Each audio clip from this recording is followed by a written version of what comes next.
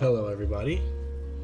Welcome to episode 2 of our streams for Pokemon Scarlet and Violet. Today, I think I've chosen quite the interesting topic. For the first half of our stream, we're going to talk about team building and what the decision making process is as you go into building teams. I know a lot of people already have done this topic, and you can probably pull up a guide from That's a Plus One. That's the place that I recommend. Moxie Boosted, if he's done anything like that. These are credible sources that you can also follow. But I wanted to give you guys my own spin on how I build teams, in case there is a difference to how they do things and how I do things. Before we do conduct that, though, as you always know, I have some house cleaning to do, and I'd like to get that done post haste. As such, I'll be back in a little bit. Let's get that house cleaning out the way.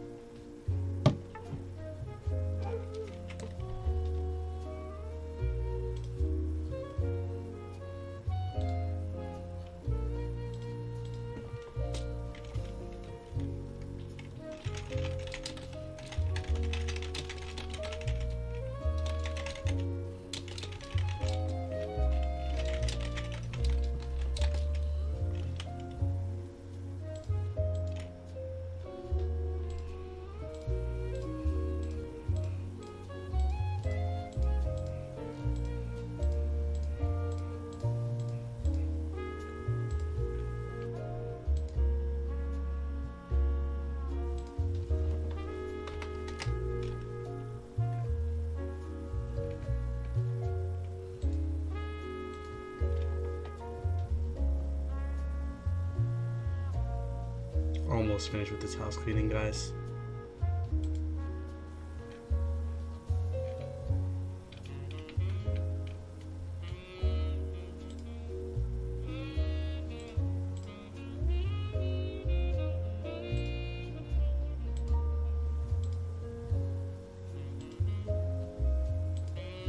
Okay.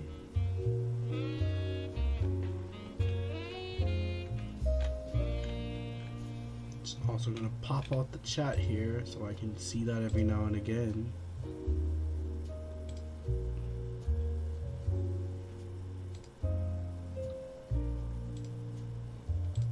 Okay. And with that, I do believe that we are on our way. As usual, I might not be able to reply to chat as quickly as I want to, But hey, it's an option, it's there, and I will be using it whenever I do have people around. Lee, this stream is especially for you. You asked, so I'm providing. The first thing I think I want to go over before we do get something going here, let's work offline on this. We got some stuff here for later, but I'm gonna make a new team. No, thank you. New team is a few resources actually that I believe are important for team building. So let's grab one of these. We're gonna grab Showdown. Showdown is gonna be important because you can theory craft and use it as a breadcrumb trail for yourself. When you add a Pokemon, you can put that there. Once you started EVing things, you can start pulling out. You can start exporting the set out, and really start putting those around. So the second thing that I want is a damage calculator. I usually use this one, Nerd of Now GitHub, the Nimbasa City Post damage calculator. This has everything. As you can see, you can EV things for singles or doubles. Has all the terrains, weathers, the tablets, well, all the ruin stuff.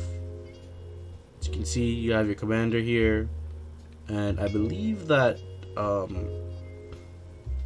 what do you call it? I believe that the booster energy stuff works properly as well. They also keep a lot of the popular sets that are being ran in VGC around here already, so you immediately have how can I say it? You already have like a post to kind of decide how you're going to EV around, and there's stuff here that you can do. Additionally, if there's a set that you don't have on this, what you can do is you can go here, paste the set, and then export it. Now it's going to show up here, and you can always reference it for future, reference. I think that's enough talking about this. Let's get on to the next thing that I feel that you need if you're going to make a team, and that's a reference point. My reference point of choice is Pikalytics. I don't know why it always pulls up a BDSP stuff, but Pikalytics pretty much gives you the general synopsis of how a Pokemon is being played. Between this and the Nimbasa City damage calculator, you have a ton of resources that you can work with right off the bat. You can see what sets are very popular in the format because they'll update this and add them into the damage calculator. And with Pikalytics, what you get to see is general stuff, the general base stats here, popular moves that are around on the Pokemon, how popular the Pokemon is, and most importantly, the teammates.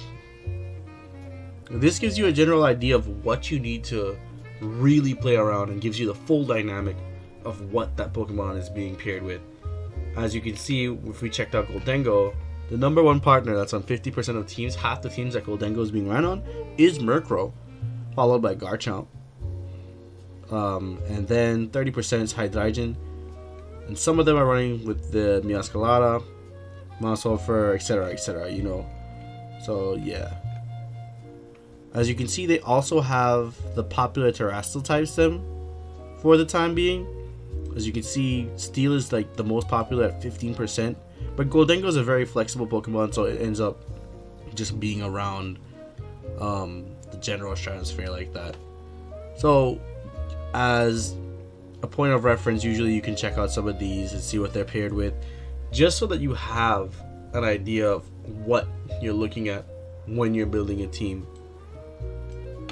And honestly, for what I use to build my teams, this is it.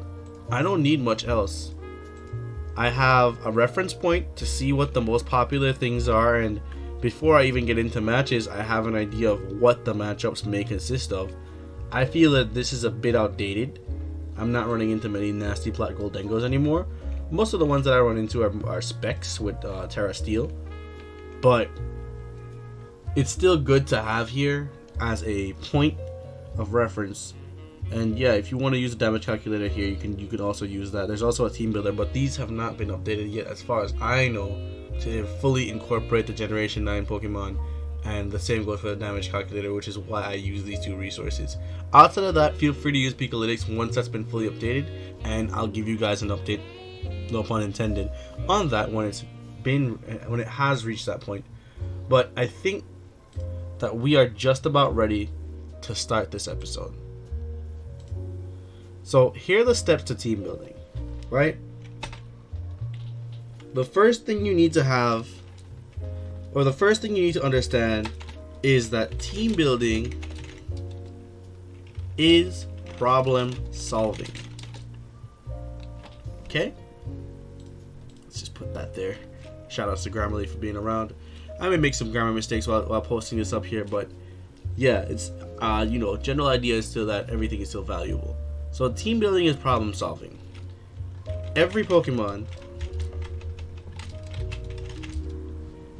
is a problem.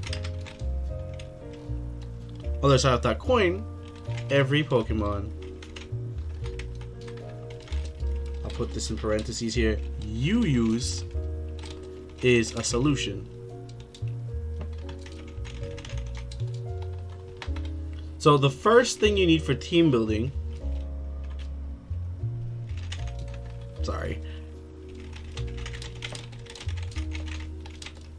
is a problem.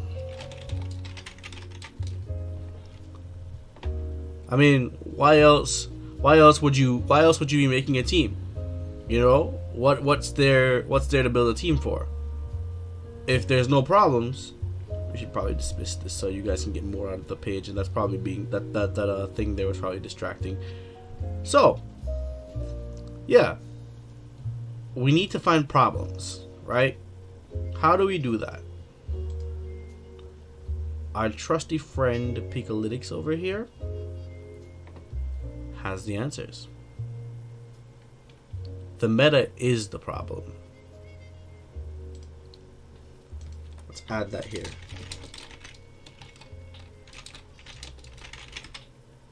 The meta is the problem. This is the problem that we want to solve. Our solution is being able to beat it. And again, these usage stats and whatnot are how we determine this stuff. I think that there's actually some recent discoveries that are happening within the meta, and it's not fully accurate, but I do think that these Pokemon are still very much common to the point to where you can utilize this as a reference point. I'm sorry. You can utilize Picolytics as a reference point to build teams and, do efficiently well with the team. This is also why I recommend having Showdown around, because instead of investing the time, let's make that a community team. Instead of investing the time to build a team completely from scratch, you can just go ahead and just build a team. I already had a damage calculator up, but that's fine. You can just go ahead and build the team on Showdown and start playing from Showdown. Red Magus, Rich, whenever you guys get a chance to talk to him, if he's in chat, you can reach out to him and he can use this information as testimony. What I did with him was I built the team in front of it. We built the team together in front of his face, and I shared my screen in a call, and he saw me play the team, and we went 6-0 with the team, right then and there. The importance of that is that we have proof of concept. The ladder on Showdown is a little bit different than the actual metagame landscape on the cart. The main reason I'm saying that is because a lot of cart, especially like in the lower tiers, is either like unrefined teams that people are just excited to try, or they're rentals. So a lot of it's like open sheet, you see things like that, and Showdown's more, like depending on what level, or I should say elo you're at for Showdown, things change. I'm kind of rambling at this point, so we should be getting back to building the team. So yeah, this is the problem. The meta is the problem, right? And the Pokemon that we want to use are the solution. Question is though, I don't know what Pokemon we want to use. need to see if I can get anybody around and we can get some suggestions going for what Pokemon we should be using here. If not, I'll just pull something up. I do owe everyone a Quaquaval team, so if that doesn't happen, then we'll probably just do Quaquaval. And I do have an idea for what I want to do in terms of that. You guys will just give me a quick second to do something.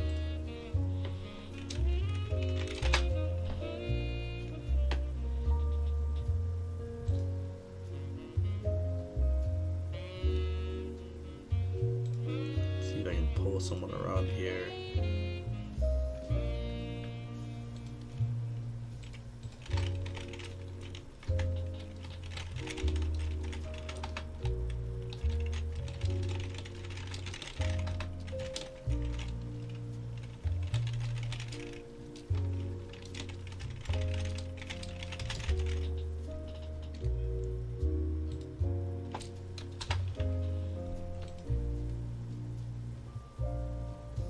Okay, maybe Lee is in chat. Lee, if you're around, test runs with the info you give just so they have idea as well. The plan is to do a test run with that info as soon as we have a full team fleshed out. That's part of why we're going to be doing a 2-hour team building stream, and after that we'll do like a 2-hour analysis stream. But for right now, I do want someone to suggest, you know, if you guys have the game, this is going to be a community team, we're going to build this together. I need suggestions on what Pokemon that are in the meta. Like, maybe give me something new that we can build a team around, and I'll show you my thought process in as far as how I decide what makes sense on a team when it comes to like picking moves and EVing and, you know, doing the whole 9 yards. So anyone that's here, I'd appreciate it if you guys just, you know, drop me suggestions for Pokemon.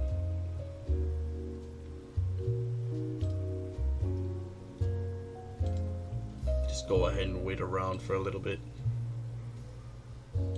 But yeah, in the meantime, I can probably refine some of this stuff here. First thing we need for team building is a problem. The meta is the problem. Our solution, stated before, is our Pokemon.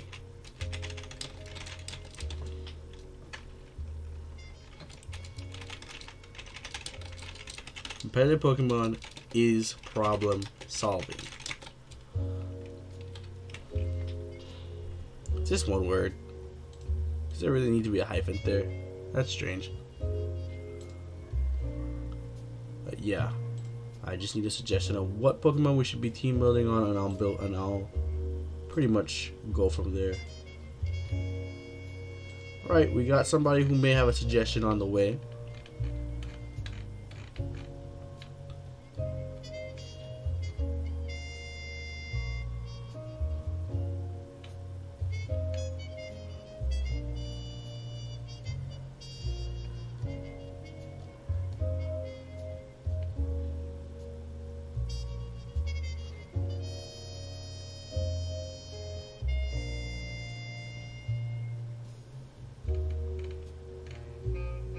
Just gonna go a bit quiet here. Don't know about what much is meta right now. It doesn't need to be meta. It just needs to be a suggestion. That's pretty much all that I need. Speaking of which, I think we can pull up one more resource here. This is just kind of one that I try to use as often as possible. And that's good old Cerebi. You can kind of do the same thing here with let's go ahead and just add this to VGC Series 1. Yeah, you can kind of do the same thing with Showdown. You can build completely from Showdown. But, you know, before we had a team builder that showed us all the stuff, it was just kind of one that had EVs and stuff like that. So Cerebi is kind of a bad habit that we keep around. Let's go ahead and open up the Scarlet Violet decks.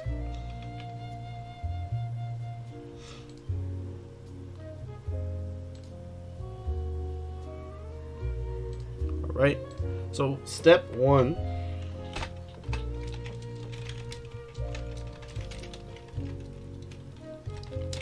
pick your first Pokemon.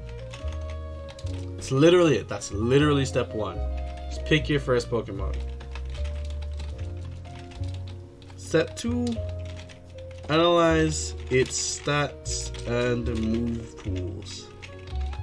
Step 3, compare it to the meta, which we have access to via Pikalytics. Outside of Pikalytics, what you do have access to is... just give me a second to get my words together here. What you do have access to is your own experience. There's nothing wrong with, say you don't have a team in mind or don't have any experience, grab a rental team. Grab anybody's rental team. Start playing on like the casual ladder, or use a paste team as a sample team and take it over to Showdown and start playing and use your experience as a methodology to build teams from. I think that it's always going to be a better resource than Pikalytics, but Pikalytics is always a good baseline for when you don't know what exactly is going on.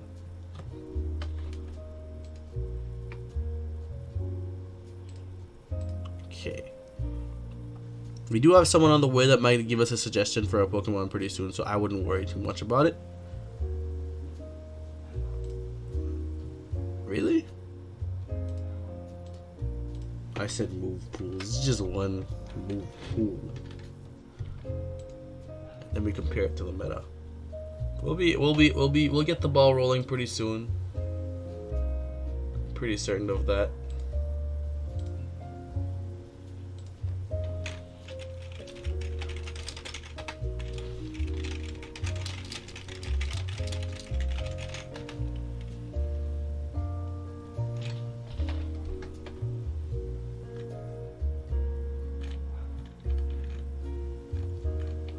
Crazy enough, I haven't eaten yet.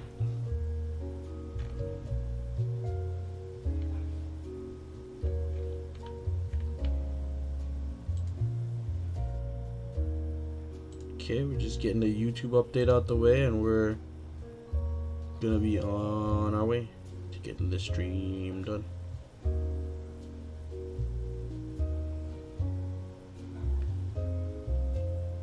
You know, I feel like OBS is being weird. The last time I pulled it up, there was like an in-stream, how do I say it? There's like this in-stream chat box that I could have had around and flung wherever I wanted. No, it's not here. So I had to pop out the YouTube one. That's really weird. It is what it is.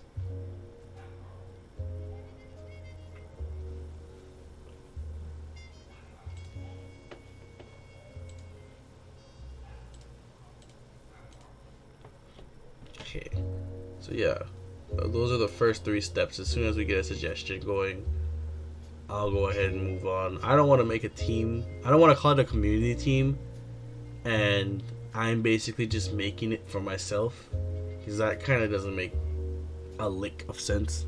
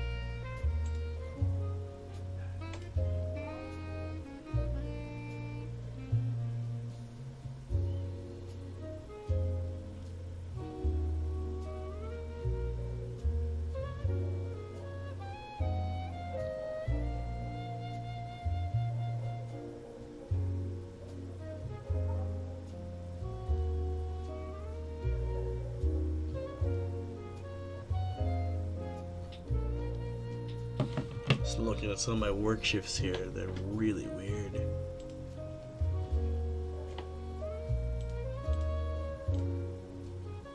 I'll get a suggestion soon. Trust. What I could probably do in the meantime is patch the stream around a bit more.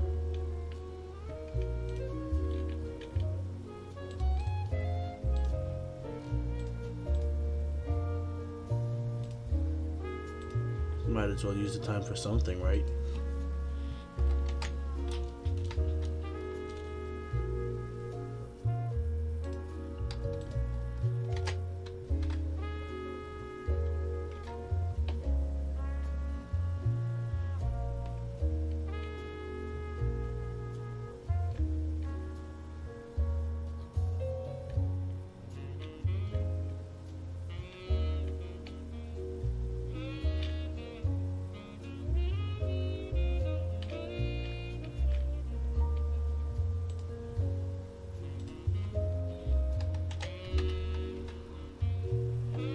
Personal pass around.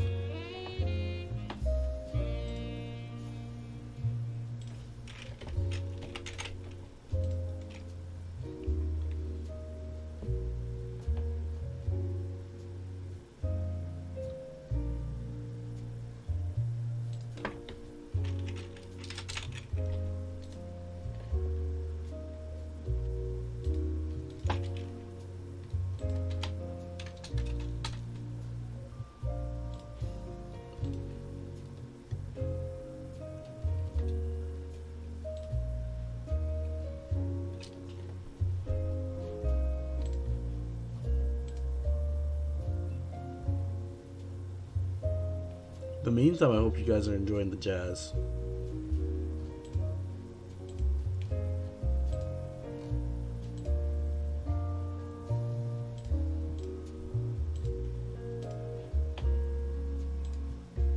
The first Pokemon that comes to mind is Tinkaton. I think we could just work off that, really. I think we can just work off that.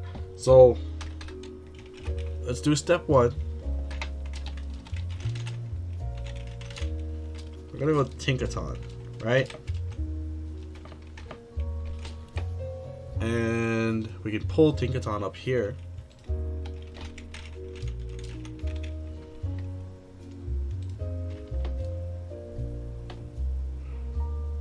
For some reason Tinkaton is doubles OU.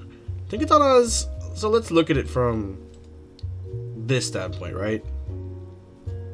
85, it has respectable HP. A below average attack stat, below average defense stat, below average special attack, pretty above average special defense, and a respectable speed stat. That's the first thing I can say about Tinkaton. Let's compare it to some of what exists in the meta. The first thing I want to look at is like maybe the speed. The speed's the first thing that really stands out to me. At 94, right? So let's look at some of what we have to worry about. This is a base 84 speed, base 91, so we outspeed that. Slower than Garchomp. We're slower than Hydreigon. We're faster than Amoonguss. We're faster than Annihilate. We're faster than Armarouge. Slower than Meowscarada. We're faster than Grimmsnarl. Some of these don't really count per se, but they count if that makes any sense. We're 1 base point slower than Arcanine. We're gonna be slower than Mousehold for sure. We're faster than Sylveon. This is actually a plus, positive. I think Tinkaton can do pretty well versus Sylveon and pressure it with some stuff. We're faster than Garga. We're faster than Rotom. Like all forms of Rotom. Faster than Garga, we're faster than Gambit. We're faster than Dozo, but this one here we probably have to Asteric. We're gonna be faster than Titar, slower than Cerulege. Oh wow, faster than Cerulege. Cerulege is slow. Sorry about that. Slower than Kilowattrel. We're probably gonna be slower. Oh, we're faster than Tatsugiri as well. This is big news. We're gonna be slow. Yeah, we're gonna be faster than Farigiraf. I think we're gonna be faster than D19. It's base 80, right? Yeah. Slower than this. Faster than this. Faster than this.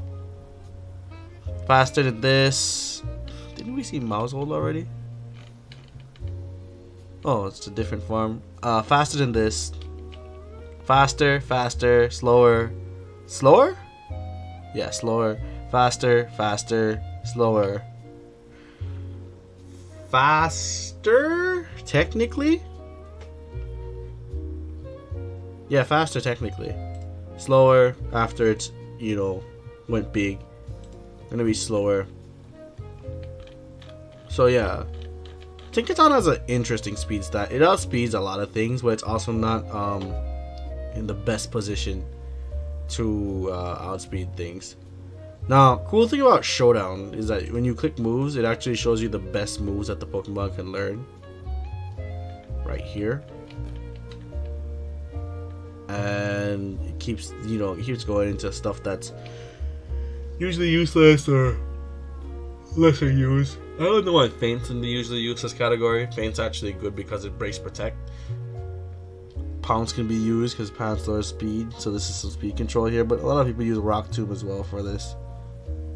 It's also Skitter Smack that I think is good. But yeah. Looking at Tinkaton, I don't know how Rest is in the usable moves, but that's neither here nor there. Also has a pretty good ability in Mold Breaker. This ignores the other abilities, so Tinkaton can do stuff that there's some stuff there that needs to be tested. For example, I'm not sure if Mold Breaker actually allows Fake Out to beat Inner Focus, but that is possibly something that we can look into. Own Tempo is nice because it makes you immune to Intimidate and the Pokemon cannot be confused. Pickpocket's also great with a Focus Sash, because what you can do is if you get hit by a move, you proc Pickpocket and the Pickpocket Pokemon can steal the other Pokemon's item. So if a Murkrow Foul plays into you and it procs your Sash, if a Murkrow Foul plays into you and it procs your Sash for whatever reason, you could actually steal the Eviolite from it and make it easier to KO. The most important moves that stick out to me for Tinkaton, I would say, I mean, there's a lot of really good moves here. These are all really strong moves, minus maybe Fling. But yeah, I think a lot of people come here for the Gigaton Hammer. This is going to be the strongest move you can get on Tinkaton for damage. Next thing we gotta do is look at it from a better lens. It's not gonna hit Goldengo for much. Should do decent damage here. Should do decent damage here. Decent. Not for much. Probably one-shots this thing and procs it to Sash. Probably one-shots this thing or forces it to reflect up. I think it's going to do decent damage here. Not much. You're going to bowl over to that for sure. Sylveon's not going to want to take that. Torkoal's fine. The Rotom farms, it depends on the form, but for the most part, you're going to be fine. Garga, this would take some testing.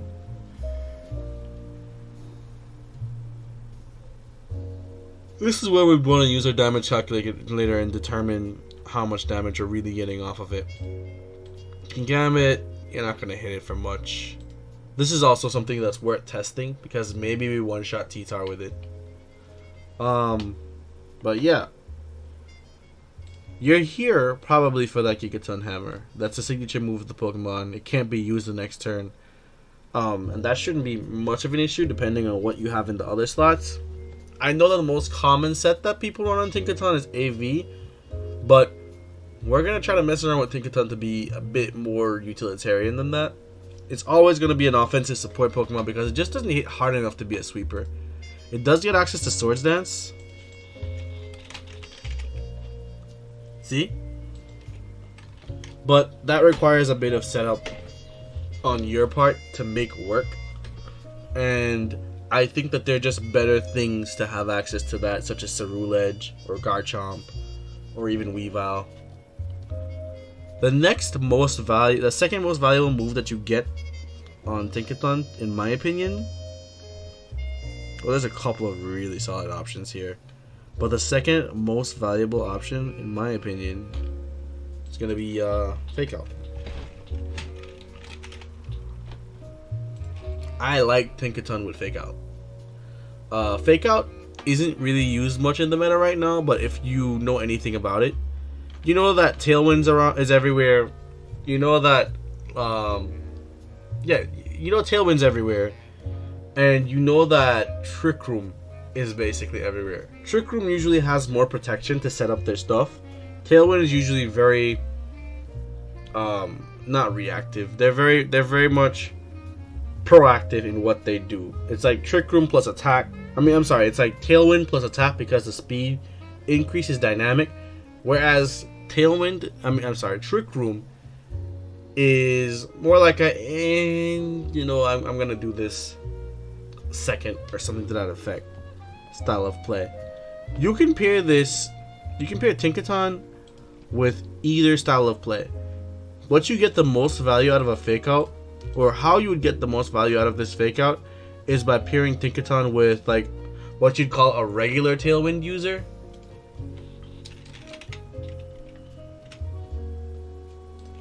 So something that doesn't get something that's not how do I say it? I wouldn't want this paired with something like a Talonflame, and I wouldn't really want this paired with something like a Murkrow, because they don't need help setting up Tailwind per se. They pretty much get that up and that's their job. The only time that it comes in handy for them is if they have to do something else turn 1. And in that case, you probably won't want Tinkaton there because you're not gonna get as much value out of it, I should say. Just gonna check chat real quick.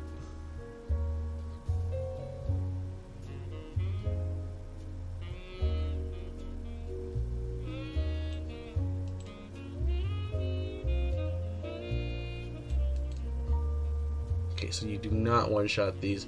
Well, hey, we'll find that out as soon. So while it is true that we may not do these things, we are gonna do damage calcs to check this sort of stuff here. With that sort of thing. Now, as far as inner focus goes, I don't know. I have to test that one there. You're saying it beats it. I'm not 100% certain on that. But that's also why we're gonna do testing. I want to show you guys like fully how to team build, and be confident before you actually go out there and, I'd say, do anything per se. Mold Breaker is nice though. So we have 3 really good abilities here.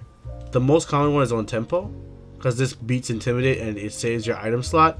But you could go Clear Amulet plus Mold Breaker and it'll be fine. You can go Focus Sash plus Pickpocket and it'd be fine as well. I just think that we would need to test that a little bit. So let's pretty much go with what everyone's going with the on tempo here. And the item, we'll figure out the item later on. So we have 2 moves. Oh shoot, this is supposed to be Gigaton Hammer.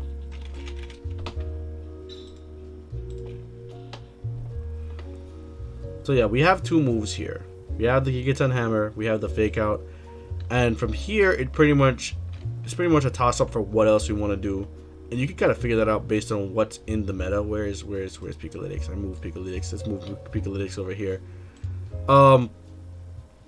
It's Dark type, Dragon, Dark. There's a Poison type here. Fighting, Dark, Dark. There's a lot of Dark types here. And the other stuff that aren't Dark, minus maybe like a minus Armor Rouge, don't really like getting hit by Gigaton Hammer anyway. So I think Play Rough would be good coverage here. We'll still have to calc it out and determine how much our Play Roughs do. But I think Play Rough's a nice move to add to this Tinkaton. Now, I want to stop here because this is kind of the core. The idea is we're not going to give it an item yet. We're going to build around these things here. And I want to look at our chart here and determine a few things. I already have questions based on Tinkaton. And the thing is that since we already picked it and we've already analyzed it, we're looking at things, we're seeing Gigaton Hammer, nice speed set, not great, offense, not great, defense, Well, Fizz defense, P defense. Not great.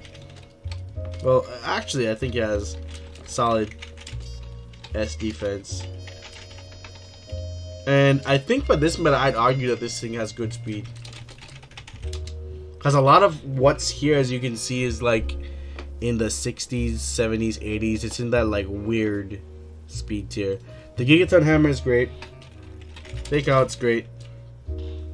We just need things that can pair with this that help it out, and we can determine what those are by looking at what what some of these matchups will look like in a vacuum. So let's actually get that started. I'm gonna check chat real quick. I didn't get a chance to earlier.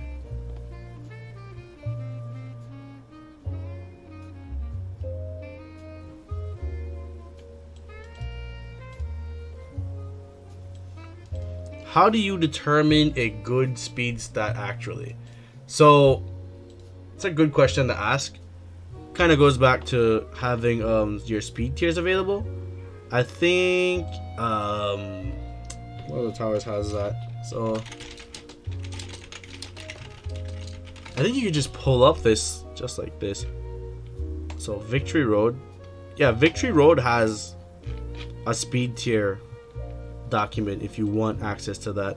I can send this to you personally, but yeah, you can grab, like, literally it's one Google search away. It shows you pretty much everything that's around here.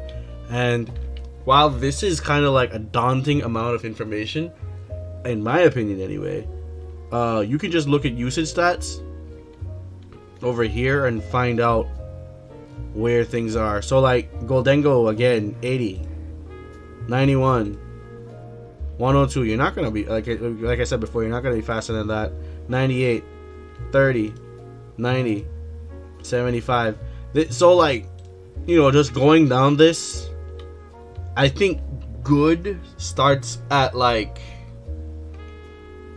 you know, just based on looking at these stats here, I would argue that good starts at, like, 90 to like 100, and well, yeah, whatever the fastest thing in the meta is, that being arguably Talonflame.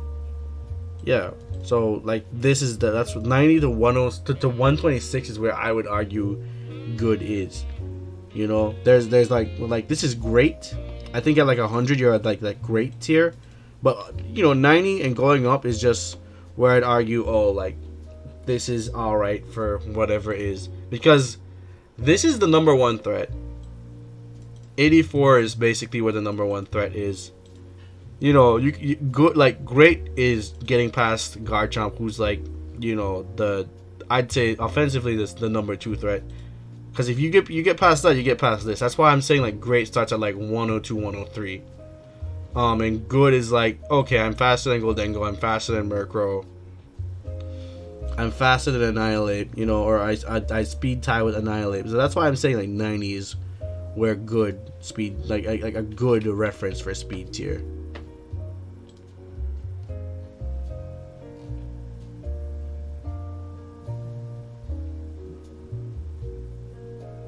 But yeah. So I think 90 is where good starts.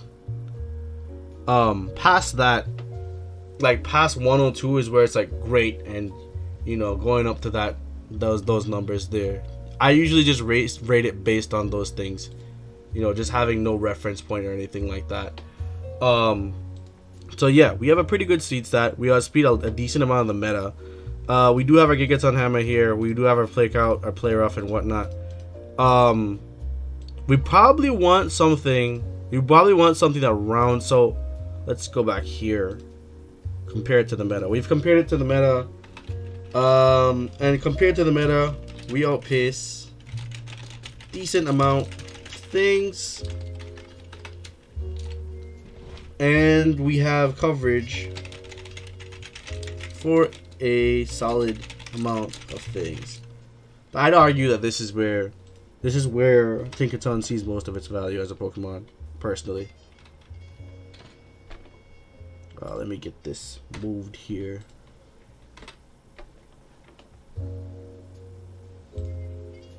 Okay, so yeah, I think we have the coverage for stuff, and we have the ability to outspeed a decent amount of things. From here, it's kind of just like looking at the rest of what's here. So,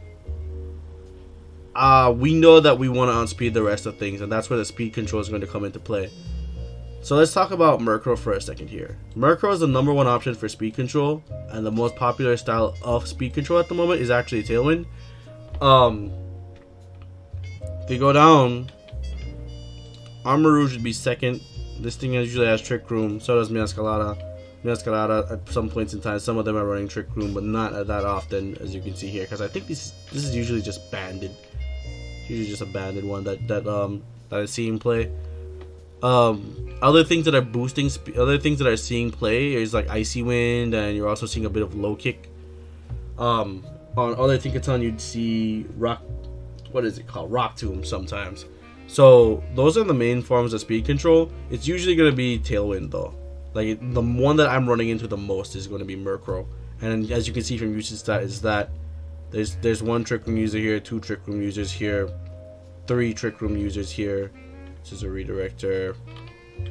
It's kind of far down because like Murkrow, as you can see, this is on so many teams, and this is kind of just what people rely on. Hydreigon also runs Tailwind on some teams, so there's these options here that you would need to consider when you're making a team in terms of just, you know, trying to beat Tailwind. Another question that we need to ask ourselves with Tinkaton is, can it beat the top threats in the meta? Is this enough gas to really get us past? And if I were to answer that question honestly, I would say no. I think that what Tinkaton wants is something that can handle the rest of these threats here in a manner that would, or at least a pivot that it can go to say, all right, I'm not gonna deal with this thing here. I'm peacing out. So looking at this, I think Dark is like, you know, Dark's good against Goldengo. Fire is good right now. Against you, Fairy is a really good option. Electric's really good against you. Ice, again, we're noticing Fairy is coming up a lot here. So Fairy, so yeah, we have the coverage for it, but we just want that additional like oomph to get past the Pokemon. Hydreigon, you don't like Fairy as well. You're not big on fire. You're not big on flying. Not big on psychic either. So, you know, we're starting to see patterns in terms of what beats what here. I think like, so I feel like if we went Tinkaton plus Armarouge, we can get around a lot of what's here. We can get around a decent chunk of what's here. And additionally, because we're going Armarouge, if we go with the Flash Fire plus Dark variant of it, we could easily get around. We could quite easily get around Murkrow by flipping the Tailwind on its head. So I would argue that we could also run an Armarouge here. So step 4, find something that complements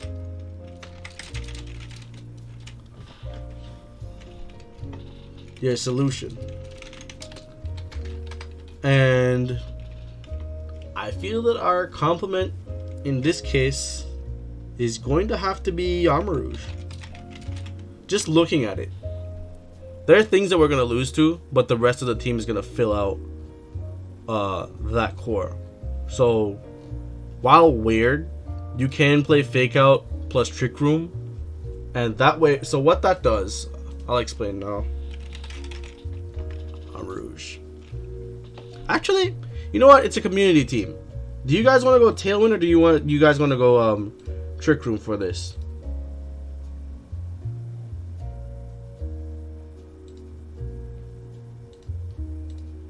I'll ask you guys, because those are the best forms of speed control in the metagame right now, and they're gonna determine a few things for us as we build.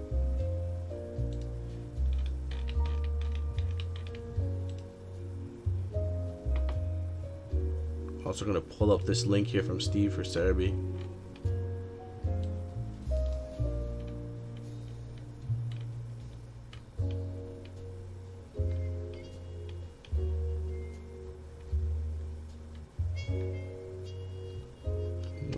Where's inner focus?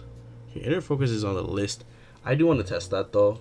I do still want to test that. It's not really a matter of discrediting anything. I just really want to test that. Like, just to see how it works. Because if you can flinch something like a Dragonite, or you can flinch, you know, whatever has inner focus, there's some value in Mold Breaker there. I don't, like, personally, I don't think, well, this is just me rambling at this point. I like On Tempo, but I like these two more just off the possible utility you get from them. So, really, I like the fact that you could go into Mold Breaker here, and with the same Mold Breaker that you're running, you could actually, like, okay, how do I say this? So, since you got Mold Breaker here, like, if you can really fake out an inner focus mon and it does what it's supposed to do to them, there's value in that. But there's also this factor here, right? If we looked at this list, how far down do we have to go before we actually touch something that has inner focus? Keep this. We're already at ourselves. Oranguru, maybe? I think it's going to be better for next meta, personally. I see why people are running the own tempo. Probably is just better going into like Arcanine matchups. Armor is going to be helpful for that as well. But yeah, I should be checking the chat here to see what you guys want.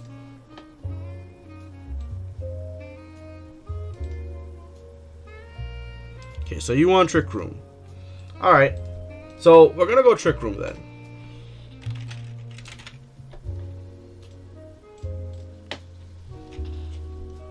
We're gonna go Trick Room.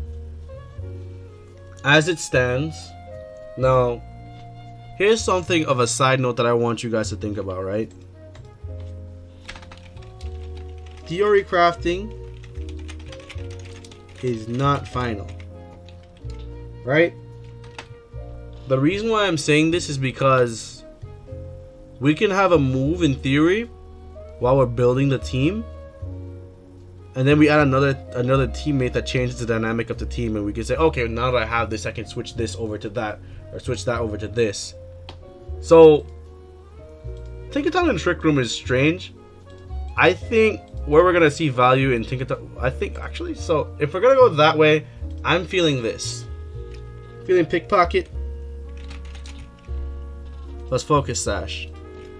So again, just to explain this concept, right?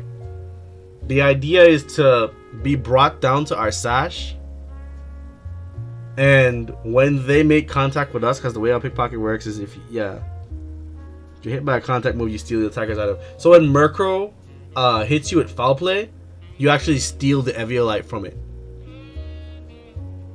You know, if Garchomp hits you with, well, Garchomp can't hit you with D-Claw, so this brings this. There's also that entire factor there that you need to consider. Garchomp can hit you with D-Claw, but you know, any of the physical stuff. If Meowscarada, if you're brought down to your Sash and Meowscarada hits you with U-Turn, you can steal its Sash, which is hilarious, and you could actually end up stealing other items from it as well. So these are options that you can consider. You can also play Pickpocket with like a Citrus Berry, depending on how things go. But as it stands, I think that Pickpocket Focus Sash, this is going to be okay here. Based on the fact that we have a Focus Sash, right? I think we're fine going with one more move that can do attack, that can do offense, or I'd even go as far as to say Fake Tears is okay. Because in the event that we don't want to go into like say we do lead our Armarouge and Tinkaton, right? You're gonna go first. You might want to lower something and then clap cheeks. So let's go ahead. We can add our Trick Room. I think standard Armarouge is fine here for now. So let's go Dark.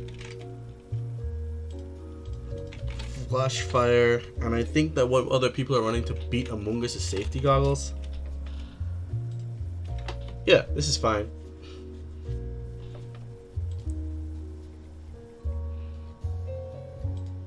So we're gonna go Trick Room. We don't have At the moment, we don't have Psychic Terrain. And Psychic Terrain, I don't think it's going to work well with Tinkaton, because then the most value you get out of it is really Fake Out. If you're not able to utilize that, it's kind of whack, really. So if we go this plus Ndidi, it doesn't really give you as much value. You can put it in the back, but it makes team building awkward. So we're gonna pretend as if though Ndidi doesn't exist in this case. But I do want to spread move, so I'm gonna go Heat Wave.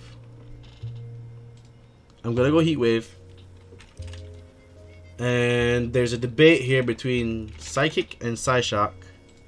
It's either one, but we'll determine that when we start looking at this one more time. But I do think that this move is going to be good. So what you could actually do here, what we could do here is we could look at Amoonguss. Amoonguss is a good like benchmark for our for this debate. If the Amoonguss is more physically defensive than specially defensive, then we could clearly just we could go with Psychic, right? If it's more especially defensive than physical defensive, we can go Psyshock. It's your call. It's our call on that. We'll determine this a little bit later. But right now, I'm just gonna try to fill in some moves here, and then the last move, it's a toss-up. We could go with another attacking move, or we could go with Protect. There's also Clear Smog. Clear Smog is nice if we don't end up going for Haze to block Dozogiri whenever we get around to that part of the team building. Destiny Bond can also see play. Disable's pretty good, but for right now, I'm just gonna round off a Protect. In the event that, so what Protect is gonna do is if we just lead poorly for some reason or the other, we can always just Protect and try to pivot around and add value that way.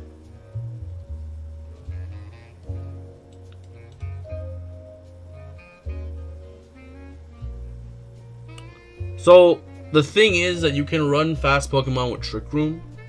It's kind of like the concept of running like Scarf Annihilate with Trick Room. What you do is you just put it in the back and you try to get value later. The idea here, right, and this is kind of how you think about it, right? But I do appreciate your point in the fake tears. Like this is actually extremely valuable information here, guys. So fake tears not being stopped if you run Mold Breaker because you beat wait, so except by Goldengo. So Good as Gold is not affected by, hold up. Didn't you say Good as Gold? Hold up. Let me pull up the Cerebi link again, right? Let's get this straight. Damn, Good as Gold is not up here. Good as Gold is really not up here. Crazy. Okay, that's fine. But yeah, so even though the Tinkaton is kinda somewhat countered by Trick Room, or so some people would feel, the value, here's the value of running.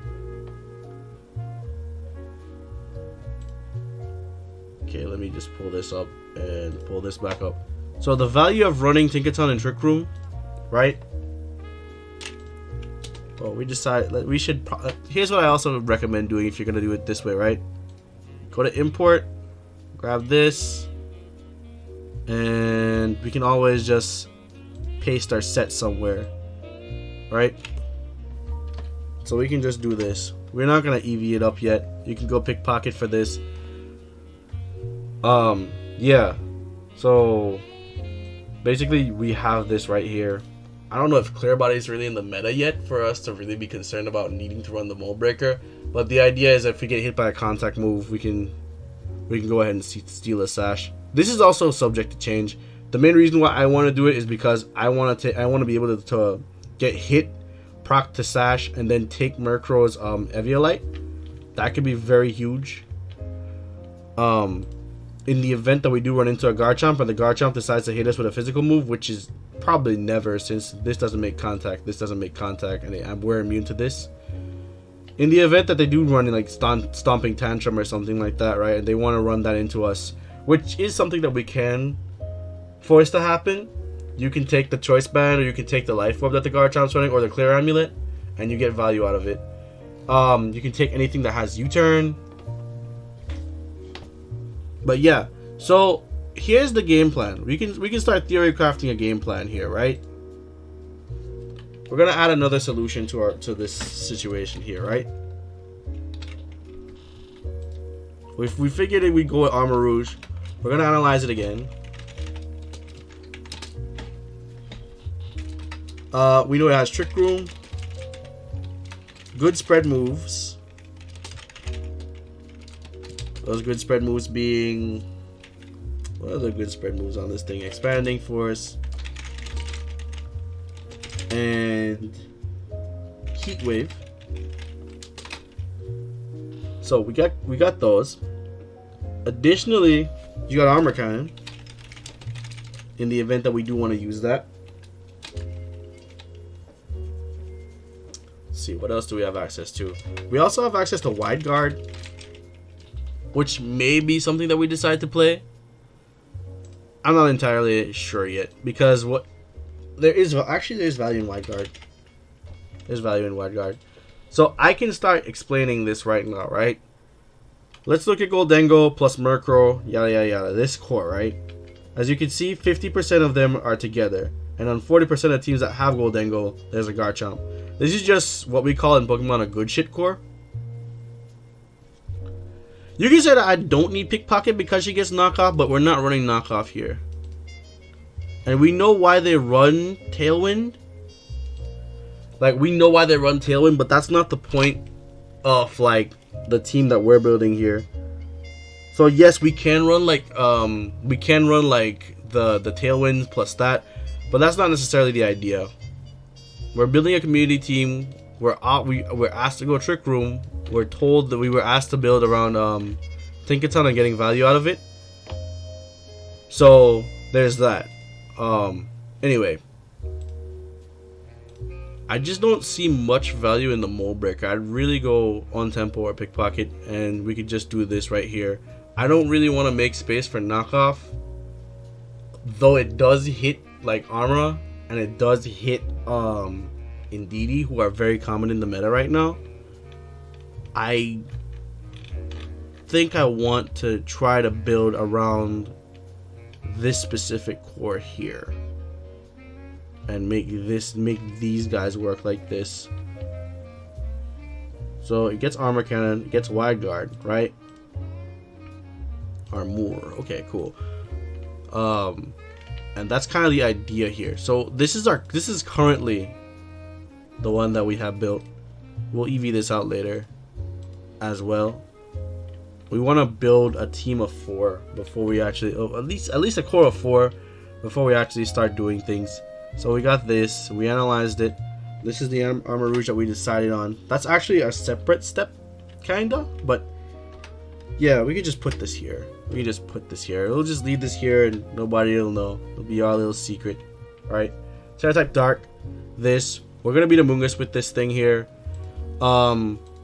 And I can sit here and talk to you about this core right now, right? And how some of these matchups should be playing out, right?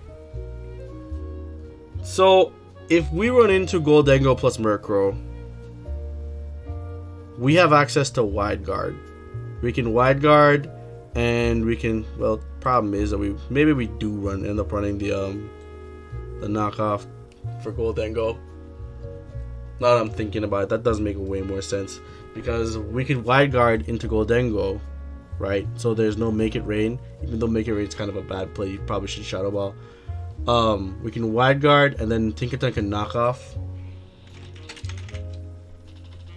Let's try it. It's worth trying, right? Tinkaton can knock off, and we can do that. We might end up going with the whole. We might just end up going with the AV set at the end of the day, honestly. But yeah. So we can knock off.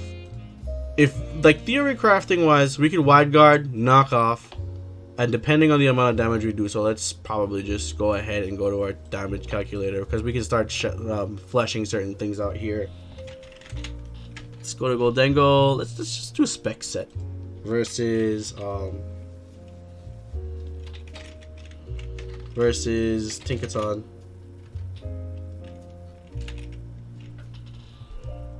We'll go blank. Right? And this is our move of choice for this. So, no investment. We already do a lot of damage here. We're probably going to go... We could probably go with a speed boosting nature, depending on what Goldengos usually go. I think they usually go modest. And the benchmark here is 136. So, Lee, you asked me how I would beat something, or how we speed creep stuff, right? It all depends. Do we want to use our full EV investment? That's determined on how many other base 90 Pokemon are in the meta, right? You gotta... So, let's talk about this for a second, right? We're gonna EV our Tinkaton here, right? Compare it to the meta. Find some things that complement the solution. Actually, so like right here, right? We're gonna start EVing. How to EV. How to make complex EV spreads, right? And here's how this works. Your concern is speed. I share this concern as well, even though we are under Trick Room, because if we're playing if we're playing this matchup here particularly, let me see, if we're playing this matchup here particularly, they might go ahead and go get Tailwind up, in which case we can Trick Room that off and they'll still outspeed us. It's basically like we're not going to try to deny the Tailwind here. Even though the Murkrow should be going for Taunt or something of that nature there, we're not going to try to deny the Tailwind. We survive and make it rain. And just by being adamant, we already are looking to two-shot this thing here. It's a 70% two-shot. That's usually the case. And we haven't even touched any of our stats yet, right? Now, looking at these stats here, they're max speed at base 84, right? Let's see if there's anything else that we can speed creep first and foremost, right? We're not gonna speed creep that. This is the same speed tier as us, but it's gonna have. But in most cases, this thing runs a Scarf. Not outspeeding. We should naturally outspeed this. This is another good speed tier to actually get around to. You're not outspeeding this. We did this already, basically, right? So, really the only thing that we could focus speed into, in my opinion, that's not going to be a complete waste of time, would be Goldengo. Again, this is basically in the idea that, like, we're not going to set up the Trick Room. Because we can stagger our Trick Room a little bit with this lead, and it'd still be fine. So you have two choices here. Do you want to invest in bulk, or do you want to invest in speed, right? Is it something where you want to hit as hard as possible, or you want this thing here to stick around? We're taking a ridiculous amount from the Make It Rain, and I'm pretty sure that if they Terra Steel, you're pretty much dead, right? Boom, you're pretty much dead. If they lead this way, really the best case scenario to avoid anything like going crazy is for them to Terrasilize, to steal a Shadow Ball into your Armor Rouge. But in the event that you're playing against somebody and that's not the play that you feel that they're gonna go for some reason they don't feel threatened, they probably shouldn't go up Terra Steel because it wouldn't matter since you have the armor. But in the event that that's the case, what you can do is EV to beat the base 84, right? You got two ways to do this. If you don't want to waste that many EVs, you can go Jolly, right? Look at the speed increase that we got just by going Jolly, right? Again, this stat barely matters. We have a base 160 move, and really we're here for Fake Out. So when you start EVing, you just want to get enough speed to where you can outpace. See this? You want to get enough speed to where you can outpace this guy, right? This is so if we're playing Tailwind, that's how we get around to that, right? In the event that since it's Trick Room, we don't really have to speed creep anything. But if you wanted to speed creep, like say you are playing Tailwind and you want your you're just in a situation where you're gonna have to trade the tailwinds, right? Then this is how you do that. You've invested the minimal amount of EVs possible to get this done here. From there, if you want to maximize this matchup, I mean, you're gonna whack the Goldengo's choice specs off anyway, right? So that partially doesn't matter. Yeah, we're gonna whack this off. So basically, you could reduce this by 1 stage, and you'll see the amount of damage that they'll be doing. They're guaranteed to 2-shot you here if you don't do something about it. But you're gonna whack that off, right? So let's see. If they don't terrestrialize, is there a way for us to get this to a 2-hit KO? A way for us to get this to a consistent 2-hit KO, that is. At like 220, it looks like we're going to get a consistent 2-hit KO. We've been guaranteed it for a while. Right?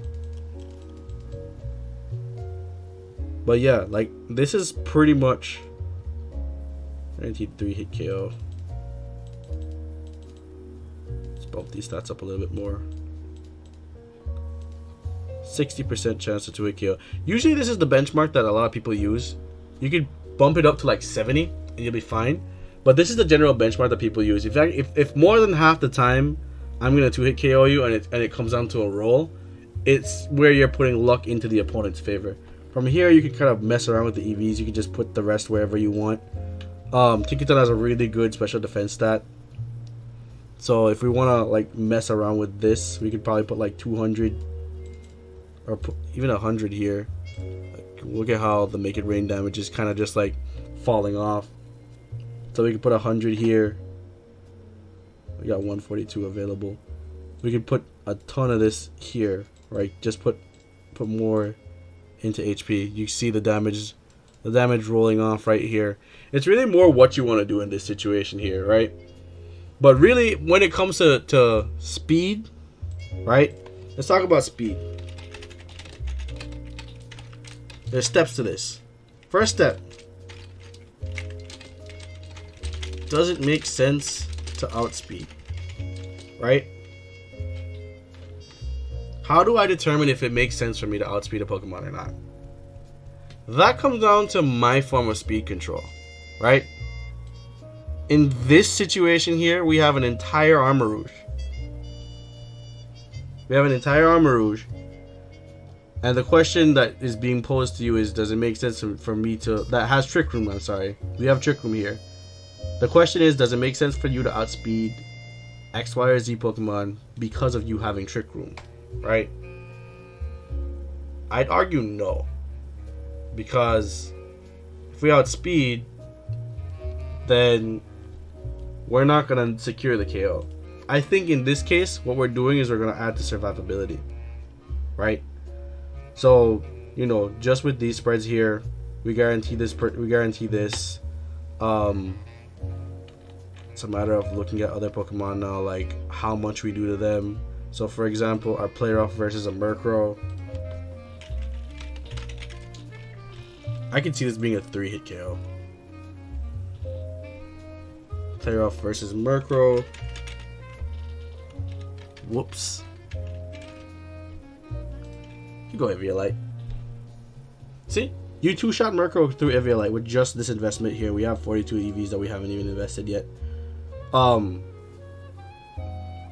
Yeah. And it's not even doing that much to you with Foul Play. If we go this route, really, then we can probably just do what everybody else is doing. Go in tempo. And really just maximize with Assault Vest. So the Tinkaton sticks around as long as possible. Thing is that Tinkaton has kind of a rough matchup versus like Lilycole and stuff like that. There's no fixing that per se. But again, as you can see, we're creating an environment where our EVs are doing all the work for us. We're securing 2-hit KOs. We're winning War of Attrition. And again, since we added the Assault Vest here, let's see something. So if we go Assault Vest, as we are,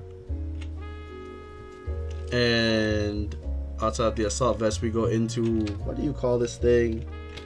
Well, Dengo. Let's pull this up again since we're going to assault vest. They have a 3.1% chance to 2-hit KO. That's a very high roll compared to our 60% chance to 2-hit KO them, right? So just take a look at this for a second. I kind of just like started tossing EVs in. I didn't even guarantee it, but I think if I drop this by 1, it's gonna drop below. Huh. Wow. Chances dip significantly. So this is the minimum amount of investment we need to guarantee this, which gives us 62 EVs here, and we can invest this wherever we want. Again, I don't feel like if we're going assault vest, I don't feel like we need the speed EVs. I'd prefer saving this for something else, like the special defense bulk, or actually defense. So really, I think that the rest of this could probably go into defense, but we'll determine that a little bit later when we look at the other physical threats that Tinkaton has to be able to face. I mean, this thing, you're not gonna live. I'll just make it clear to you immediately. You are not going to live. This thing is gonna go tear ground, and it will ruin your entire day. Just gonna check chat real quick here. Let's see. I can't find my chat. Damn it.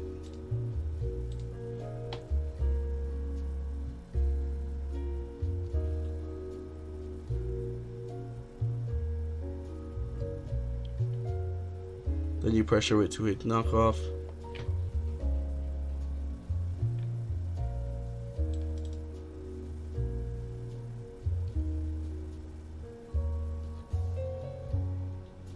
Just make sure to include Terra Steel right away.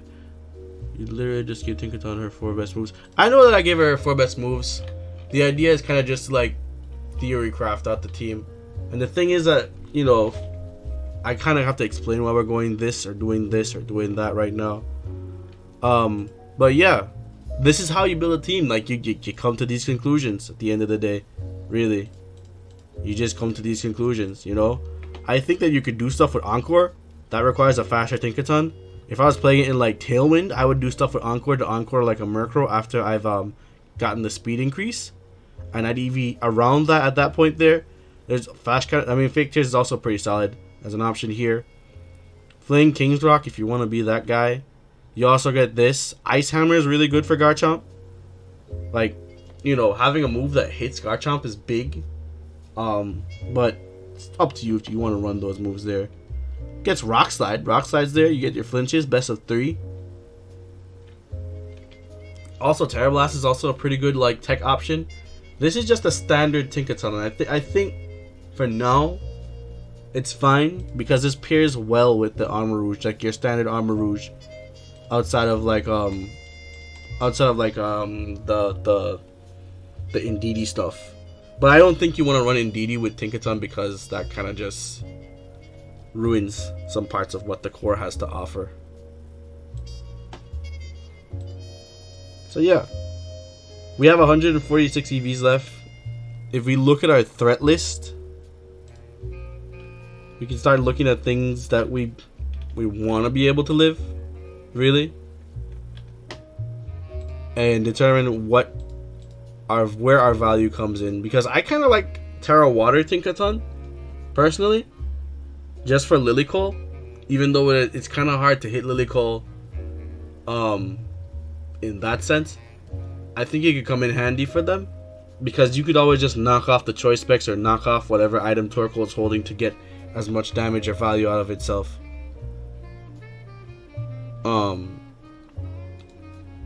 Also does well still against Goldengo. You could also make a case for Grass, because you don't have Protect to hang around. The Sash is good for Annihilate, because now you could go ahead and just take the final Gambit. It dies and you don't. It's also good into Arma because you could just click your knockoff going into it. But that's kind of not been good because now Armors are starting to run like what are they running? They're running like Weakness Policy and stuff like that. But yeah, you could go Assault Vest. You could go Assault Vest and it'd be fine. If you don't want to go Assault Vest on Tinkaton, you could also run like Screens best green setter sadly is Grimmsnarl, but to get around that you could also run Dragapult, and you should be fine for the most part since you have Fake Out to invest the screen in, and you could Fake Out the user. Things to consider. So this is what we get, right? We're gonna go Assault Vest. We're gonna stay Assault Vest, unless for some reason we wanted to do SD or something like that.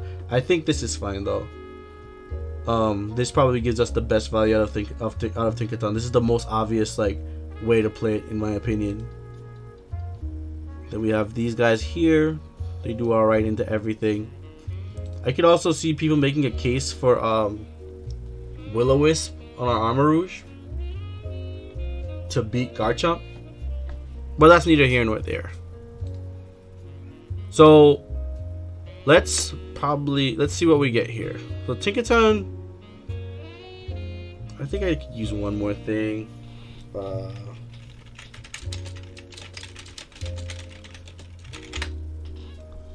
Let's see here. Is this the thing that does the type chart for you? No, this isn't it. That's not it. There's like something that no, there's like a type chart calculator. There we go, type calculator. So yeah, let's pull this up. Let's go defense. We're gonna go team. We're gonna add a Pokemon here. Our first Pokemon is gonna be Fairy and Steel.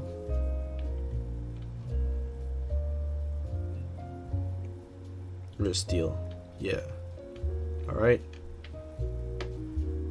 Then we can just go ahead and add our second Pokemon. And that Pokemon is Psychic. And the Fire. There's Fire. There's Fire. Alright. So we looked at this. Tinkaton provides a lot of defensive utility from its typing alone. But we're both weak to ground. We have 1 week to rock. We have 1 week to ghost. Rock ghost. We have 1 week to fire, but we have flash fire for the immunity on that. And we have 1 week to water. But we got a ton of resistances here just because of Tinkaton's existence alone, which is huge.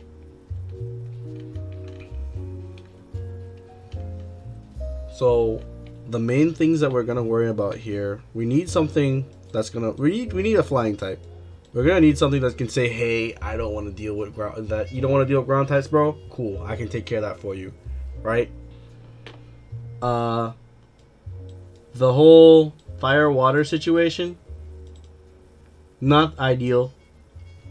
Dark situation, also not ideal. But we do have a resist. I think we have a quad resist for that. Or no. Older generations we would have.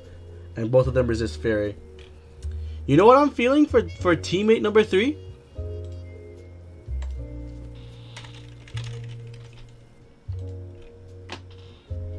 Feeling good old Hydreigon.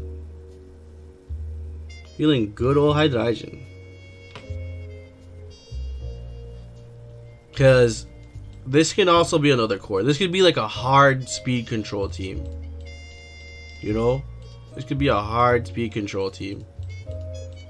Where you can deny the fake, where you can fake out whatever you want and then just clap stuff up. And these also, this like Hydreigon, as you can see, once you get this defensive, once I pull this over here, of course, is going to provide us with some defensive value as well. So just by adding a dragon type to this team,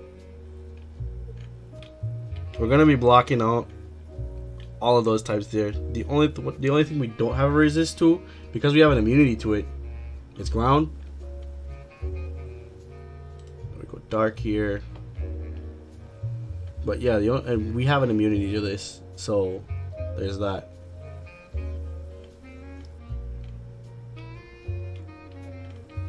We've added an additional immunity to Psychic. We also have always had this immunity here. We have an immunity to fire. Defensively, Hydreigon provides a lot of support to this team here. And as far as what we can do with this, There's a couple ways we can go. There are a couple ways we can go with this. Fake out plus Scarf is nice. If you want to go that route. Fake out plus Specs is also nice. Because Specs, like a bulky Specs Hydreigon in Trick Room is just arguably very much optimal. We can still go into our Tailwind if we wanted to. Check chat real quick. This is so tough because I only have one screen. Go Terra Rock to survive the eruption. Terra Blast for decent damage. Unlike water, Terra Blast is not reduced by sun. Well, yeah, that's also true. Could also go Terra Fire on Tinkaton. Because remember we were talking the other day about how with Terra Fire you can't be burned. So there's also that. There's routes for this. There's stuff. It depends on how much we value the Gigaton Hammer as an offensive option. You know? Like if we do this and we go Fire, it flips a couple things on the head. We still resist the whatchamacallit. Right? We also resist Eruption now. And alongside like resisting and doing that sort of stuff, we could also go into other things. We could also make space for the Terra Blast here if push really came to shove and get use out of that. But like this blocks everything. You can't burn it, you can't intimidate it. You have to find other ways to lower its stats. Anyway, we were adding a Hydreigon, right? So if I went back to what the steps were here, right? Step 4. Add a defensive backing. Right? So at this point, you kind of have an idea of what you have on your team, right?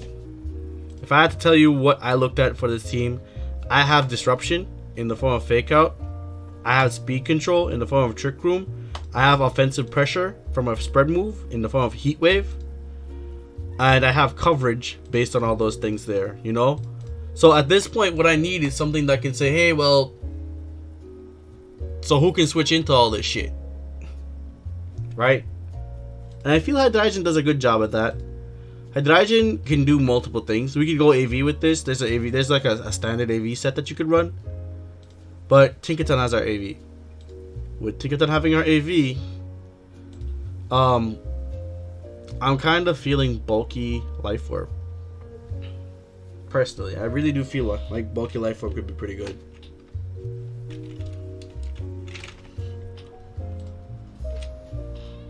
So I'd personally like do this. And let's see, so we got that out the way. We could drop Dracos. What else can we do? Let's have dropping Dracos. Dark Pulse is good right now. We already have a Heat Wave, so I don't think we need another Heat Wave. What else do we want to hit though? Got Flash Cannon. I think we could go Flash Cannon. We could Protect. And I'm feeling Terra Steel here. Personally, I'm really feeling Terra Steel here. So like with these Pokemon alone, we're doing pretty much fine against a lot of the meta. So Hydreigon. This doesn't like Hydreigon. You don't like Hydreigon. If Hydreigon came into you on Trick Room, you wouldn't be happy about it. Hydreigon doesn't like himself. We're not gonna do very good against Amoonguss, but we also have Armarouge for that specific reason there, and we have Protect to like play around that. We still don't really have an answer for Annihilate defensively, because Final Gambit, we need something that's completely immune to it. We'll get around to it though. There's Armarouge. Armarouge doesn't like Hydreigon. Meow doesn't really like Hydreigon, but she runs Play Rough, as you'll see here. Yeah, it's there. 4% of teams. You should have Dazzling Gleam. 7% of them have it, but it's still not as common as these moves here. This is also why I'm not super scared of keeping Hydreigon in on Indeedee as far as things go for you, Steve. But yeah, that's kind of why I think that that's like a good matchup for those two. There is a surprise factor, but there's that as well. Arcanine does not appreciate Hydreigon, contrary to popular belief. He hates that matchup. He absolutely despises it. Arcanine is also going to be a bit tough, but what we can do is we can double target down the Arcanine, or we can just add a water type later. So yeah, we have options for this. Maushold. Maushold is also a weird situation to be in. I think that we can beat Maushold by getting our Trick Room up. Once that's happened, we can pretty much play around from there. But yeah, we need a way to like get past this move here, or at least the matchup experience to determine whether we need that or not. I think if we fake out the Maushold, depending on what they have it paired with, we could probably just fake out the Maushold and then get our Trick Room up and then clap it with Gigaton Hammer and force it to go down to whatever item it's holding. But we'll fully determine what the call for that's going to be later on. I do like this having Tailwind, but I don't feel like it's super necessary right now though.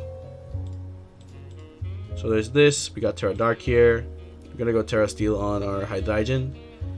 And yeah, so we did add a team member here. We did add a team member here in Hydreigon. Copy. So I'm gonna add this defensive backing. The choice for this is Hydreigon. And what problems are we solving with Hydreigon, right? We're further beating the meta, the ghost type meta, right? We're furthering our matchups going into these things. Hydreigon in the back should be really good because, well, for pretty much obvious reasons. If you have Hydreigon in the back, you kind of mollywop most of these things here, bar Amoonguss, who does not want to deal with our friend over there either. You know, we could also run Snarl. Like, Snarl is also nice here. It's up to us. It's not necessary, but we can run it just to have like an additional spread and a way to like chip and do damage. And Stab Snarl is actually hits pretty hard, especially like Life Orb Stab Snarl. This is good damage. For now, we'll just do this, and we'll play around with it depending on where things need to go. Arma, I'm thinking we just grab a previous set because this already exists in a sense.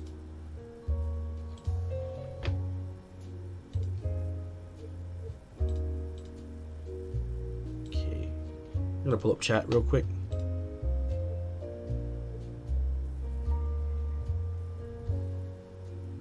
Oh yeah, Tinkaton could take a pop bomb. You know, now that you're mentioning it, I think Rocky Helmet. I'm sorry, is that called that? Rocky Helmet could be good on Tinkaton as well. But yeah, I want to run those calcs as well. I do want to run those calcs for Tinkaton because I don't know if you can take a pop bomb. You should be able to. You resist.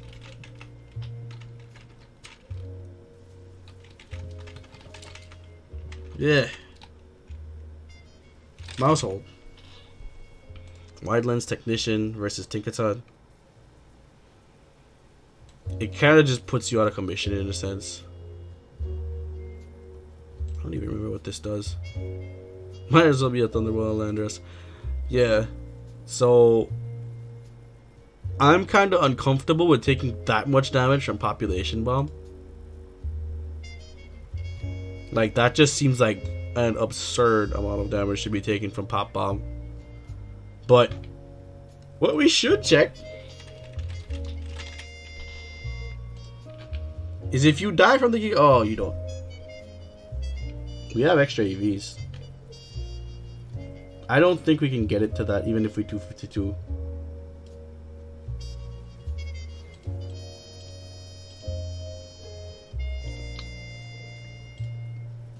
eh. So even if we 252, still a bit rough. Also, we don't need to be jolly anymore. We can go adamant. Oh, see? There we go. So if we go adamant here, we are guaranteed this one shot. An old boy over here. This is just what we were talking about, having a 60% chance of doing this versus them doing what they can do. So now we know in a vacuum we can take the trade, and additionally, depending on what teammates they have, we could just go right ahead and just whack them and remove that threat.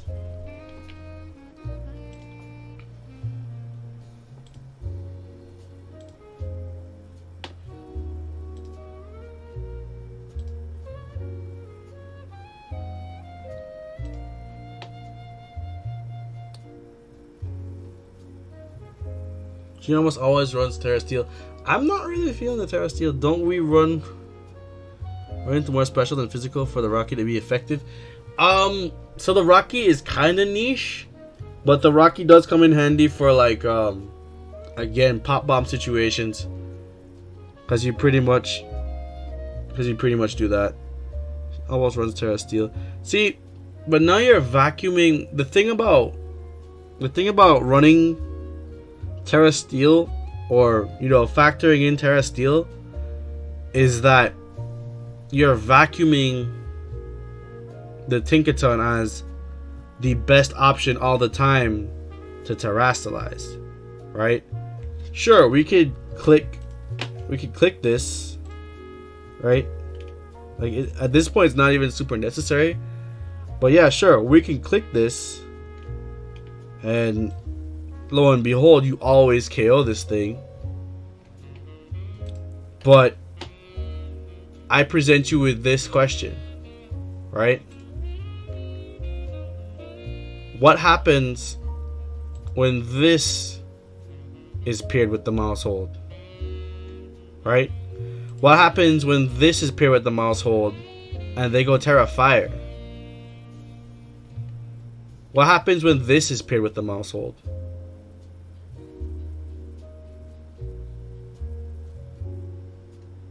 These are all valid things. We all know. We see 7%. This is higher than what we're seeing on a lot of things.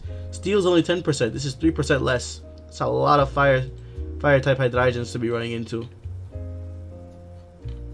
It's a lot of fire type hydrogens to be running into. Look at Goldengo. I think Goldengo stuff is like 1%. Yeah, see, 1%. Everything is 1%.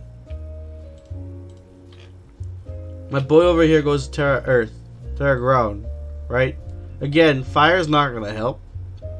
Fire 100% is not going to help. We're going to have to switch out for that. Like, playing around that is still going to be tough. But it's still something that after we Trick Room, if we can still fake this out and then Trick Room and then start playing around there. That comes down to like your player skill at that point there. The reason why I'm willing to do this with the Terra Fire here is because we're trying to make this as good as possible versus as much of the meta as possible. And again, just looking at it, Terra Steel helps for you. It doesn't help for you. It doesn't help for you. It doesn't help for you. It doesn't help for you. It doesn't help for you. It can help for you. It'll help for you. But Terra Fire can do the same job. Doesn't help for you.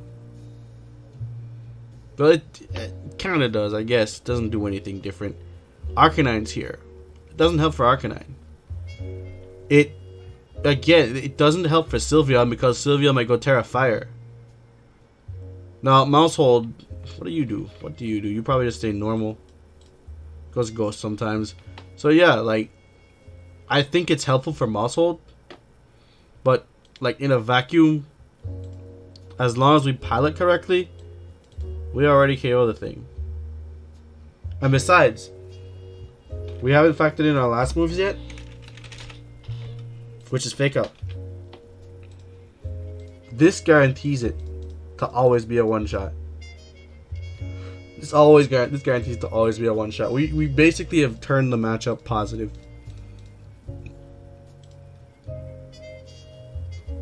by doing that.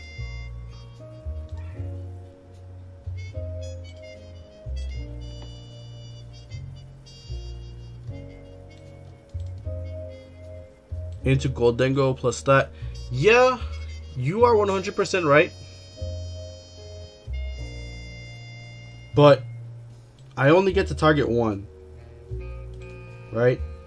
And as we're seeing here, I don't need to go Terra Steel to kill that. We're also not factoring the fact that Goldengo runs other moves. Essentially. And it could always just Shadow Ball into your slot. And we're all, again, this is kind of just us vacuuming at this point, and that's what we like. I don't recommend this when you're building your team. It's fine we're doing theory crafting, but the reason why you don't want to vacuum down and like laser in on this is because you're not considering the other factors at play here, you know.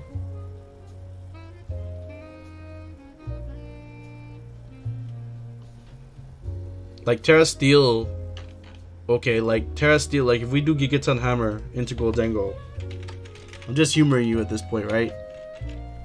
Let's go Life Orb. It seems like most Goldengo are too lazy to do anything sensible anyway.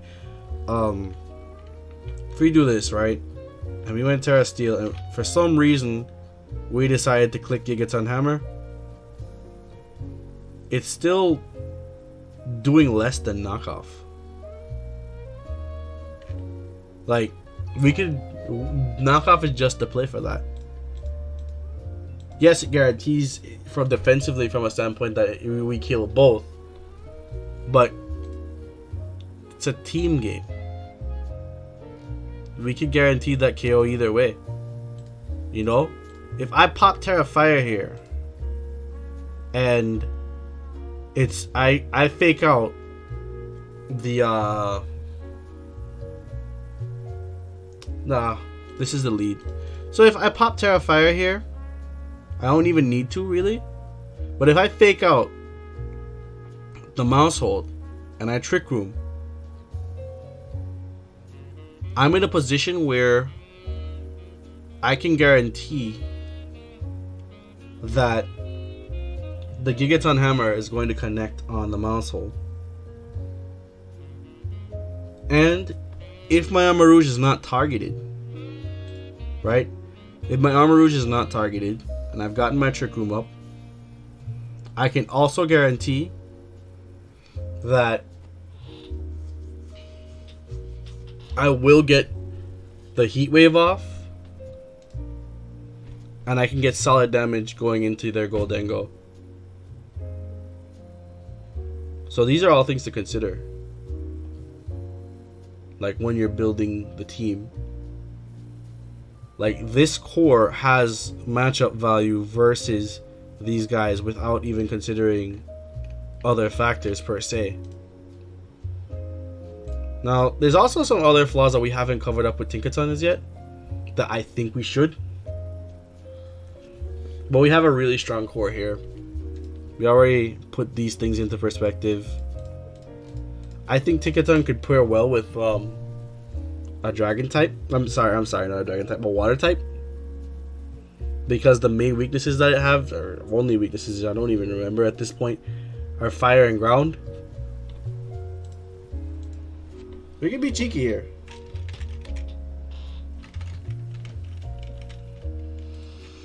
If we really wanted, we could play Gyarados. Like we could give Gyarados a slot here on this team. Because Gyarados can do a very solid amount to anything. And it also gives us a fast mode in the event that we don't want to bring Armor Rouge. Say that there are just too many things over there that Armor Rouge doesn't want to go into. You're not going to be faster than this. This has fake out for you. There's this. There's this.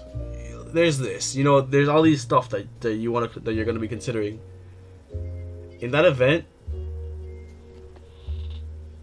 you still have ways to play around whatever they're doing.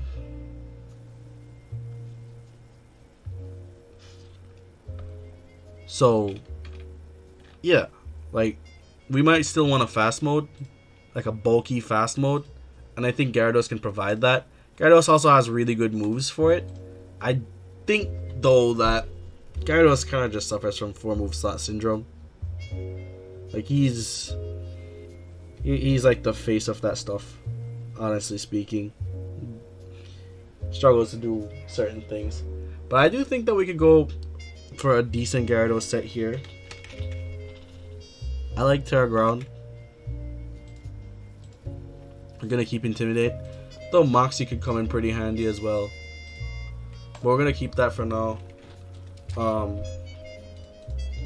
think we can go Clear Amulet.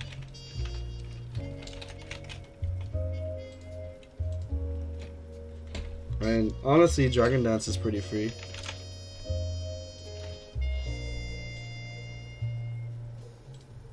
We get our stab move and Water Pulse, I get. I'm sorry, Water Pulse, really? Does it just get Liquidation? It doesn't, that's sad. We do get Waterfall though. And that is a flinch chance that hits all the time. We want a reason to bring this, so we're gonna go Earthquake.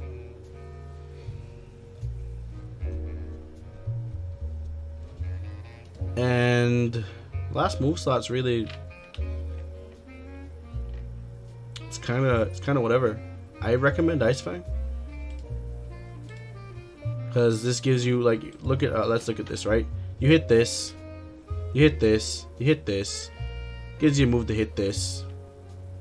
You're fine against these anyway. You got options. You're not screwed per se if you did that. And Gyarados also does a few other things for us. Like, so let's sit down and talk about Gyarados for a second here, right? Like, we're also still adding a more defensive backing, and we're solidifying the core for Tinkaton, right? So what does Gyarados do for this team, right? Intimidate. This helps Tinkaton because it gives you a pseudo +1 in your defense stat, which also can warp our calculations. Maybe now we can survive something from Garchomp.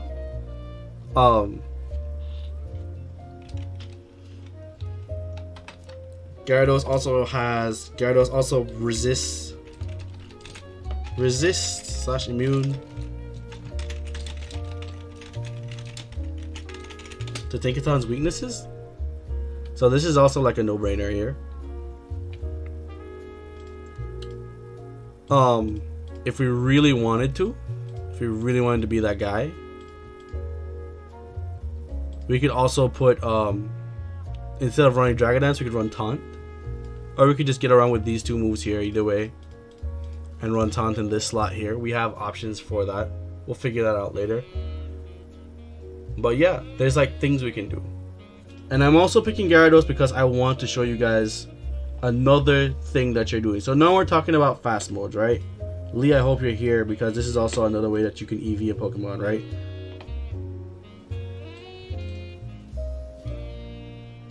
Getting cocked by Torkoal. I don't think so. You're saying this, but we're Terra Fire with an Assault Vest. Like, just to humor you. I knew that no one was running Specs. Let's just go Specs. Let's just go Specs. Specs. Where is Specs? Oh, wait, Choice Specs. My bad. Right? So, Terra Fire.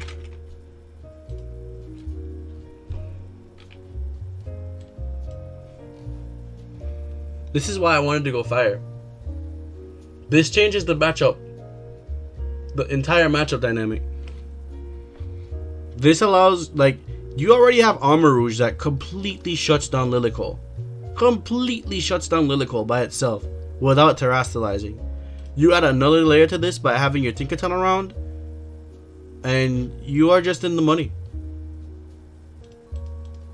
Like, these two together, all you do is fake out the Lilligant, and you Heat Wave. You don't worry about the Torkoal. You Flash Fire, and as you can see here, once you've terastallized and you went this way here, It's a 3-hit KO.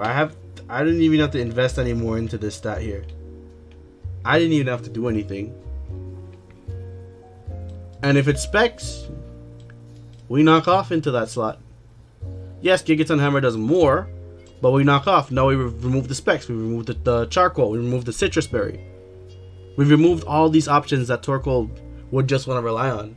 And it's an easy bait because anybody looking at this thing will be like, oh, well, there's an Armor Rouge. There's a Tinkaton. At like high level play, they'd probably protect the Lilligant. And then, yeah, they'd have to protect the Lilligant. I'm not gonna fake out the Torkoal. They could expect it to take a fake out on the Torkoal. But like, this shuts down Lilycole. That's why I wanted to go fire, because you're retaining your defensive synergy against Goldengo. You're able to get other things, like you're able to, you know, I don't know, you don't do anything against this guy. This guy's just there. But like Armor Rouge, you could now, if you have that set up, you can switch into, you could take the armor cannons. Meow couldn't really touch you anyway. That's not really a big selling point. Arcanine, you're not burning me. You're not heat waving me. You're not flare blitzing into me anymore. It does make our Rotom Wash matchup like weird. I think this is kind of where we start to fall off of that. And honestly, if I'm looking at our team, only Hydreigon really wants to take on that guy. Really? But yeah, like look at our team. Look at what we have here. And, you know, we can always make a Gyarados. This is also why we EV things the way we EV things, right? If Torkoal is so scary, right? Let's export this. Let's export this set here. Right? So we can export. Just click this. We're going to go to Tinkaton. We're going to go to import, export. And we're going to paste. And then we're going to save, right? We still have EVs that we haven't used, but we can also import back and then we can check the EVs them later. But yeah, we're Gyarados. Why does that Gyra, not Gyra. Terra Flying Dragon Dance. This is the usual set that people are running. I want a blank set. I did it again. Britney Spears. Right? Look at how much damage we're already taking from Eruption. Look at how much damage we're already taking from Solar Beam, right? Now there's ways we can get around this and make this matchup as positive as possible. We can go careful. You can run careful and you can stack your Dragon Dances and consistently build towards that end game.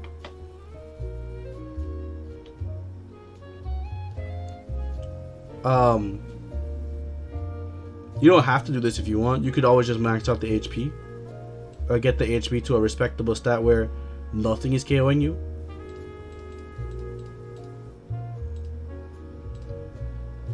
So how high is this roll?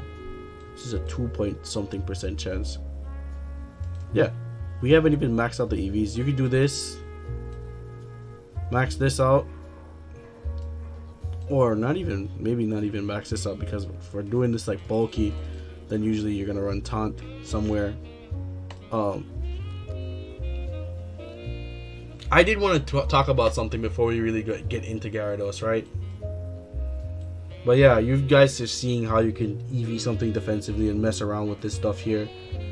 But let's actually sit down and EV this Gyarados, right? This is for you, Lee. Again, I'm gonna go Jolly, right? And we're gonna talk about how to EV when you have your own stat that you can boost, right? Here's our friend Mousehold from earlier. Remember this guy? Base 111 speed. Our friend usually runs max speed, right?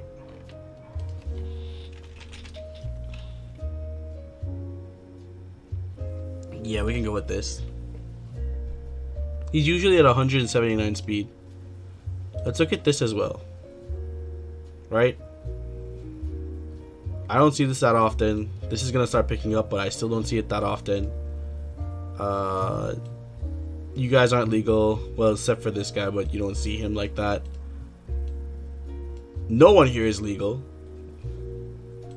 you don't really see these guys. You don't really see these guys anyways.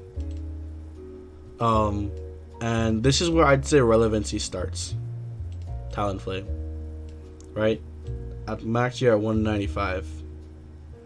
For the sake of it, let's EV for him. Let's EV for him, right?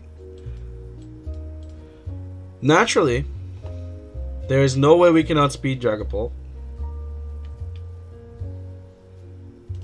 But there's two things that we can do to determine this, right? We know we want to live Torkoal stuff. And we know we want a positive matchup against Torkoal. So what we're going to do is we're going to EV around here.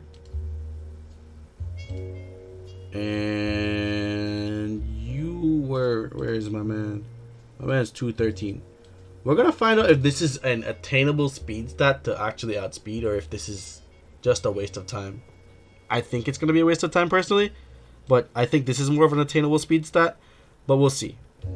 Right? So 213. You just want to pull your calculator out. 213, we divide this by 1.5. We're going to need 142 EVs. Well, speed stat points to actually outspeed.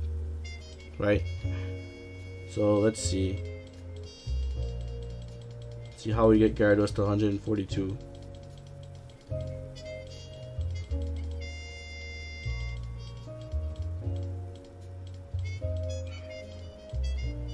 We went way too far. Do you not have the ability to go 142, Gyarados? It's fine. So, I'm gonna look at this, right? I'm gonna pull up chat, see if we have anything being said here first.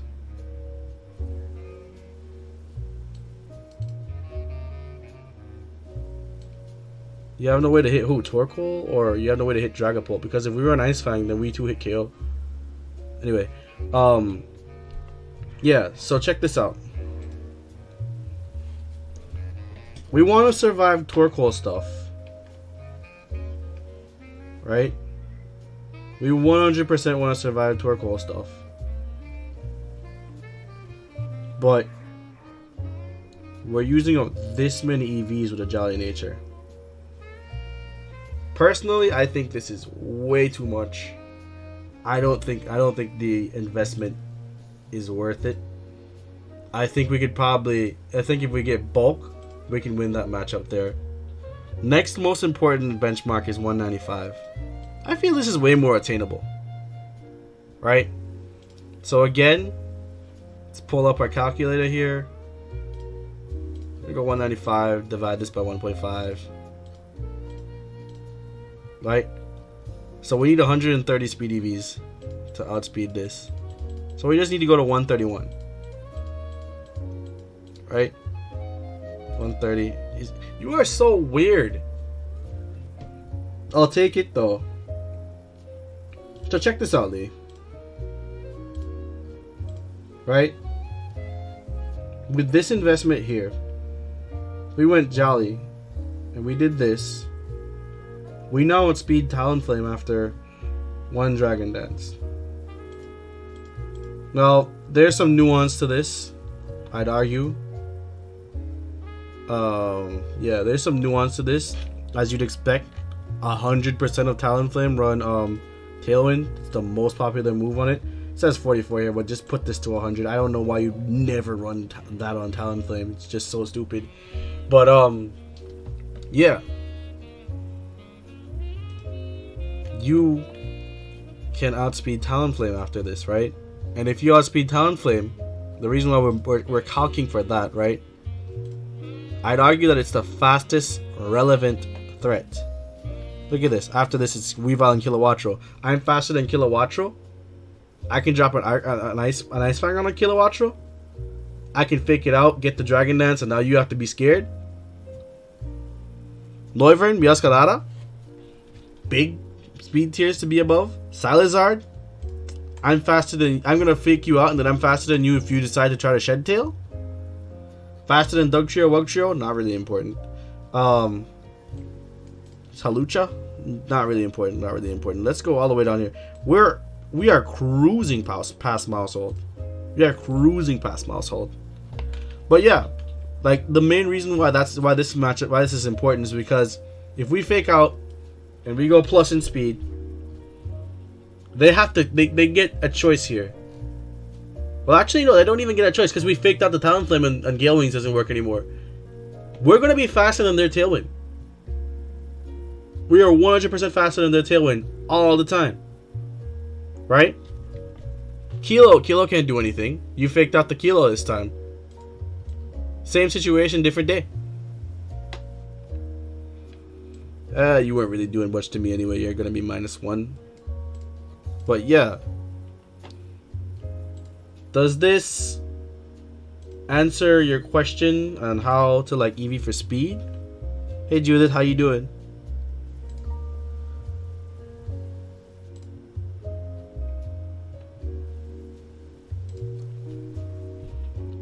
Yeah, Lee, does this answer your question on how to EV for speed?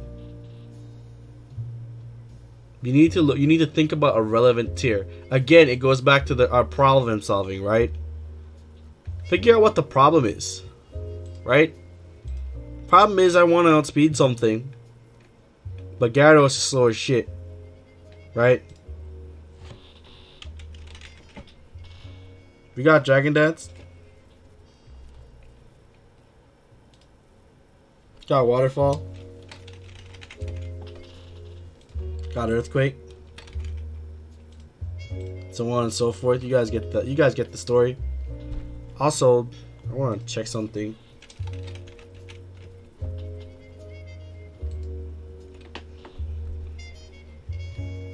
So like yeah, this is where the EVs come into play again from here, right? This is how much Torkoal's hitting me for when I EV like this on a blank set. With just 4 EVs, I can make sure that the Eruption never 2-shots me.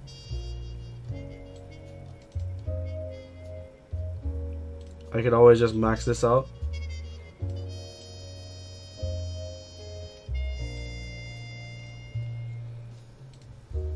And from here I can put the rest maybe into HP. Or split it so that... Actually the most important thing would be to put some of it in special defense. So here's how you EV defense, right? You want to see the bigger jumps?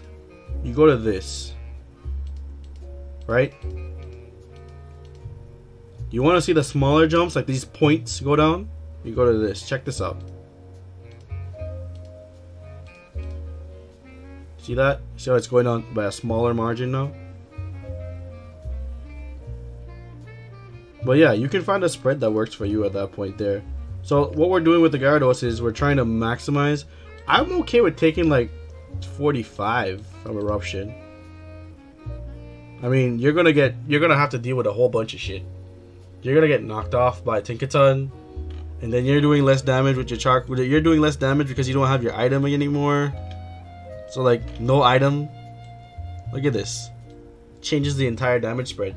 And you can't hit me with, like, if after I hit you, your Eruption is not doing full power anymore.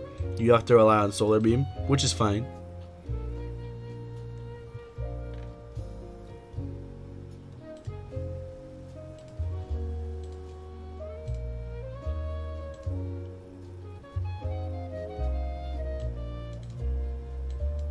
I'm max speed when I'm unboosted.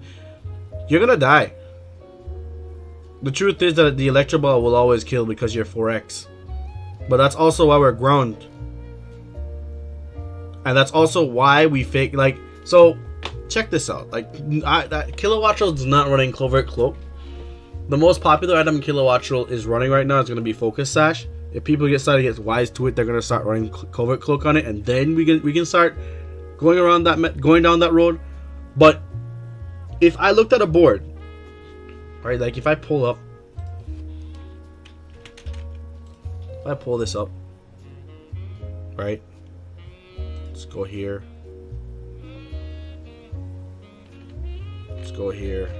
and look at the board that I posted earlier, right? Oh, that's a lot of stuff. Like if I go here and we look at the board that I posted earlier, right? if a Gyarados is here and I have a Tinkaton, the interesting thing is that you can't fake out. You have to fake out here, right? You have to fake, like, say this is Gyarados, say this is Tinkaton. You have to fake this out because I'll fake out your Kilowattrel, right? If this is a later turn and your fake out's not a problem, like say it is a situation where it's like Kilowattrel Garchomp, right?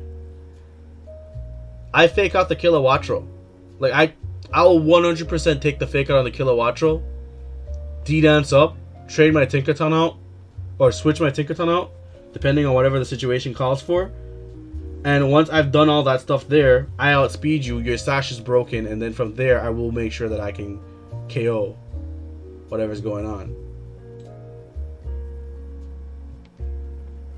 Like, it's at that point it becomes a matter of how you play the matchup. It's pointless to account for that. Like, I don't even think Kilowattrel needs investment. Like, if I put a blank set Kilowattrel here, right? Let's go blank set, and let's just put the Electro Ball. Right? You probably still KO me. See? There's no way to live that. There's absolutely no way for you to live that.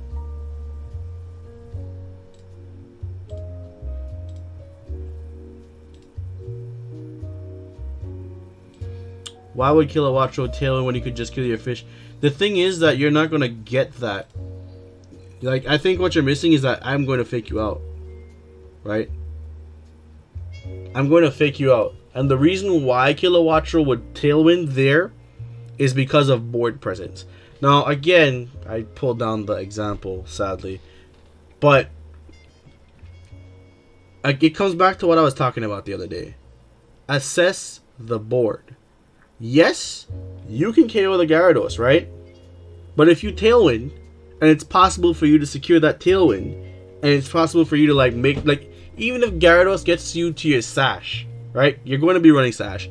Even if Gyarados gets you to your Sash and you can secure that Tailwind, you're guaranteed that kill either way, and you have speed control. So Tailwind is basically the best play there, because the Gyarados doesn't really do anything. Like, Gyarados versus Kilowattrel, it's determined by what else is there. Now, if there's a Raichu on the other side, for example, it changes the dynamic a lot, because now you can't T-Bolt into that slot there, and you can fake out their fake out, or you could do other things at that point.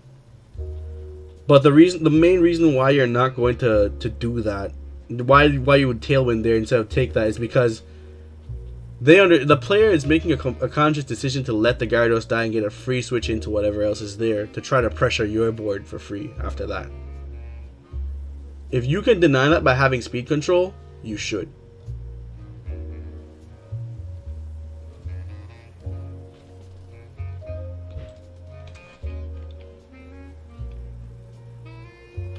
But that's also why we're running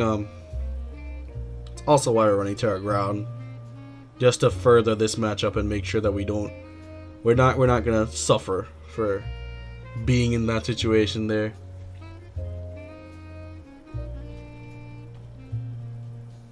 Let's take a look at our EV spread again here. I think we have like 66 EVs free.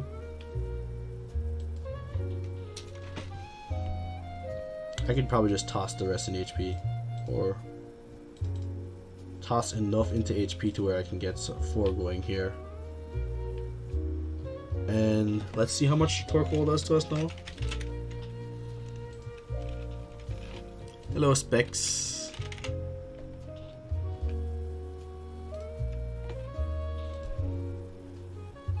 It's a 70% chance to 2-hit KO. Specs changes everything, guys. Specs changes everything. Specs always changes everything. This is just the extreme, though. And that's honestly just the first eruption, which we take and then we hit them with something else, and they have to rely on this to really be worth them. They could two-shot us with this, though. It is possible that they get this into this. But those are things to consider. They're not entirely like the end-all be-all situation.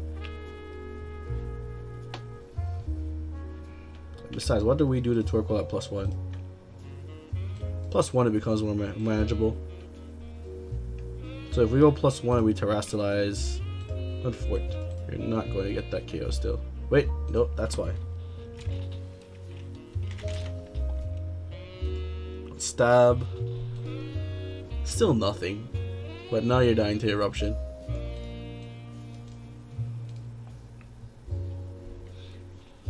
Yeah, matchup's gonna come down to Tinkaton. Really. And there's things you could do. You could always just bait with the Armarouge in the back.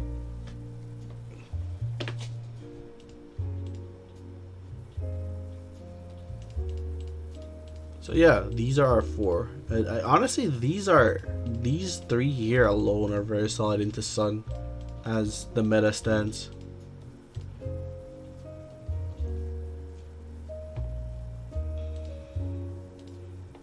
So I think this is fine. I think I'm gonna rip this set here.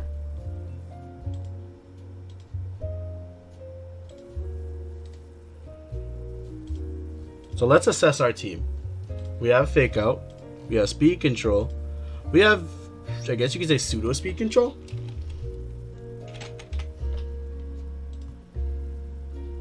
In the form of our Gyarados. We have Hydreigon, which is here as like as just general control, as well as you know, it's the big gun of the team. Armarouge is here.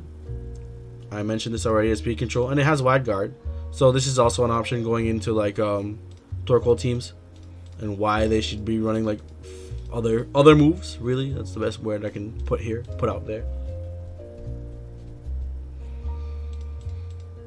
So looking at these,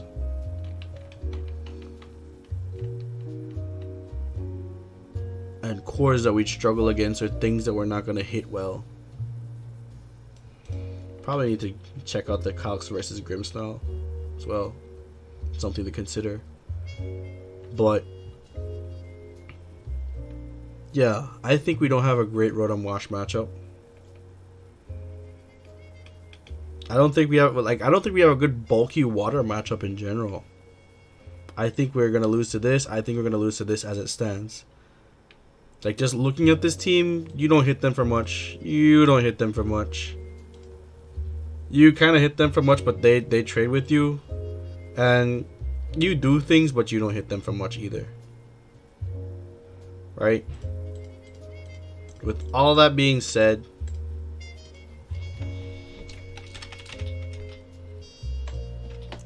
I feel this is a good addition to the team. It's up to you guys. This is a community team. This was my these two are my contributions, I believe, to the team. But I think that this is what's gonna round the team up, because like really we're struggling versus these grass types. I'm sorry, we're struggling versus the water types here. And I think we can afford one more physical attacker if played well.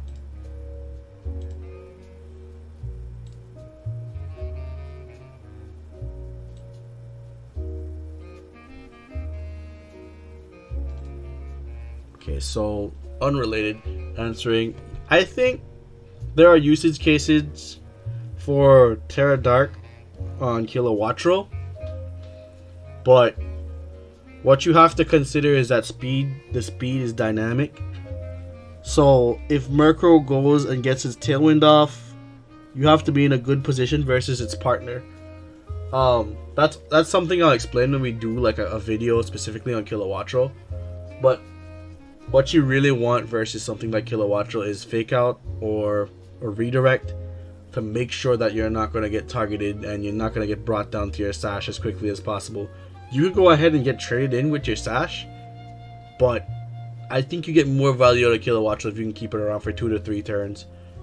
Really, because it has surprisingly good offense.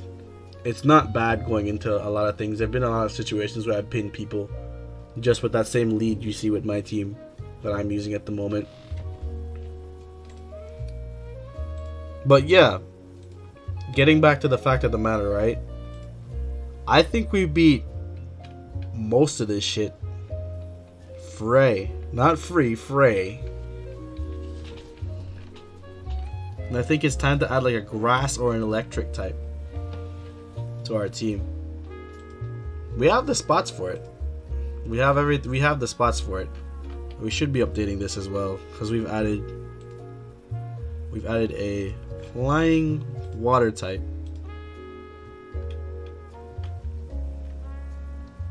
Wait, did I put a normal fly? Edit. We added this guy. We added this guy.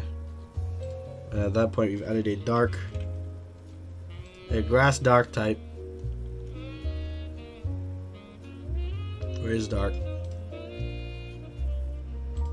To our team.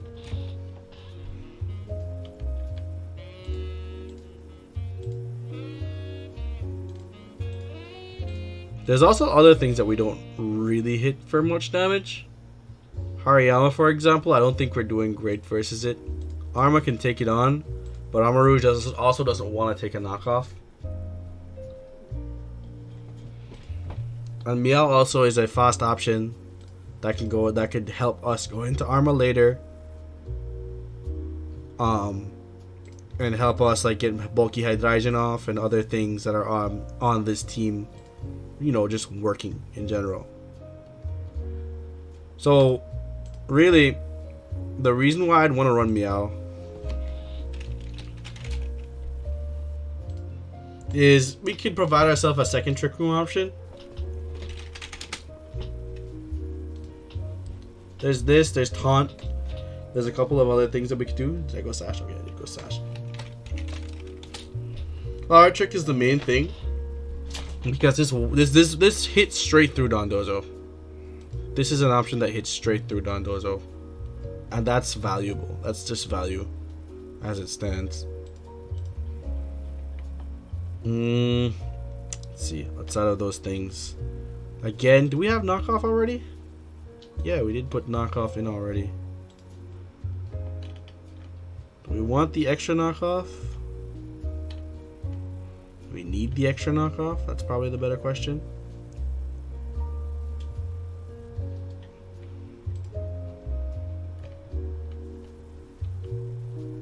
Oh, we could get Helping Hand.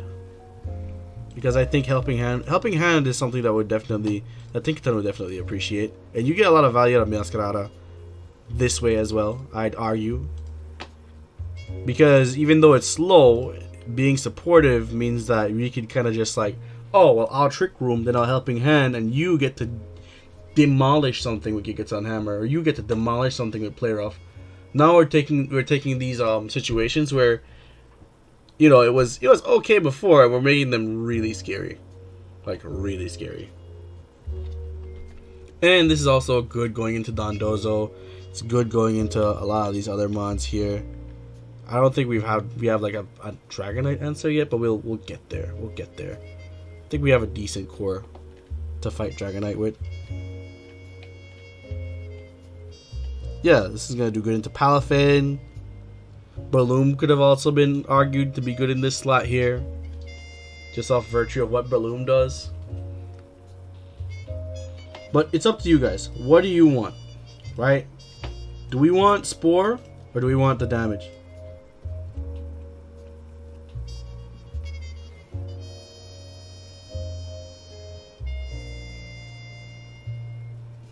Like, for anyone that's here, do we want the Spore or do we want the damage?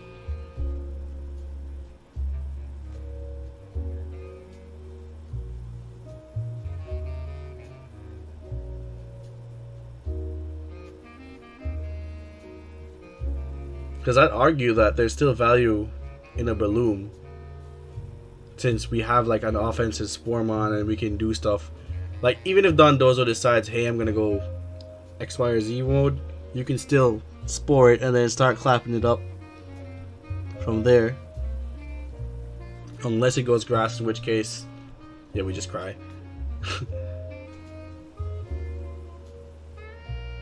For your consideration, Adamant, Terra Fighting, Mount Punch is no joke. The question is, do you want Adamant, Terra Fighting, Technician? Alright, the community is spoken. We're going Spore. We want the Spore. We're not going to change the item.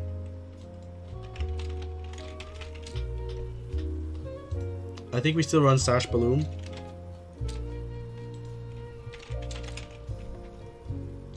I think that's just the best item on it. We're gonna go Technician. We're gonna go Mach Punch. We're gonna go Spore, obviously. Final slots are kind of up to us. He says Terra Fighting. We'll go Terra Fighting. I'm not gonna consider doing anything super crazy here. We'll just go Terra Fighting. We have enough answers to the rest of the meta in these things here, as long as we remove what's his face.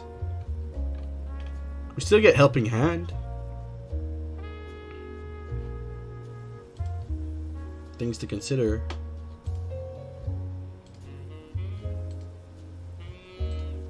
I mean, yeah, most of them run Sash, but you could also go Bulky Balloon with like Toxic Orb.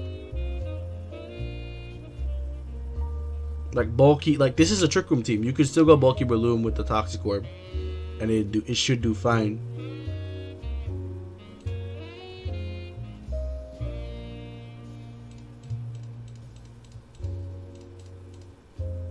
We don't have a, well, we do have a Flying Resist, but it's Tinkaton.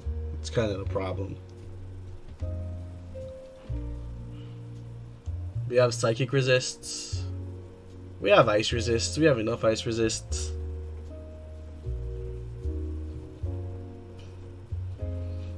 So Tinkaton's gonna have to take a hit. Simply put, for our fast mode. We also have a Water, Fire, Grass core. I'm not sure if anybody noticed that.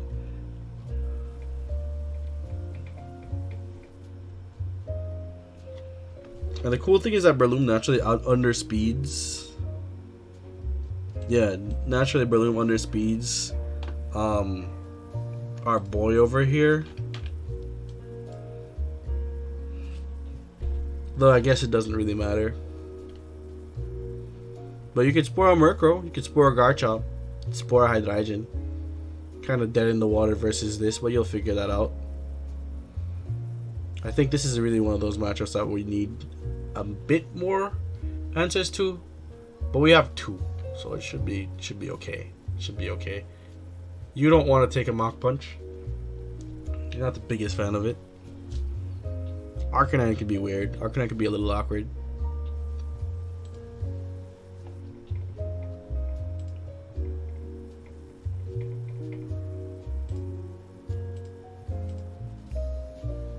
Where is my chat?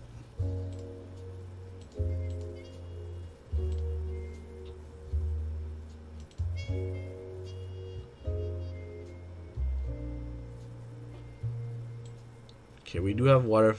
So here's like the cool thing, right? We got Water, Fire, Grass, and we have a Steel Dragon core. There's so much defensive synergy here, and that's really what we want to build the team around. So everything is gonna be a bit more geared towards bulk and surviving, and hanging around. Like the defense, like we're pretty much airtight in terms of defensive synergy here. All I'd really want at the back is maybe one more Steel type, or something that could just take on any flying type moves that may become prevalent in the meta as time progresses. But I think we have solid like synergy and core value here with everything that we're doing in this team. And I mean, like, you get Mach Punch, you get Spore, like you could fake out and you could single target a slot and they get no value in it. Only thing is that if they have like Goldengo in the back with these two in the front, you're kind of like, ugh, okay, what do I do? Should we run Aerial Ace? Do we need Aerial Ace? There's also Bulk Up here, but Bulk Up at that point there means that we should have probably just run the Toxic Orb.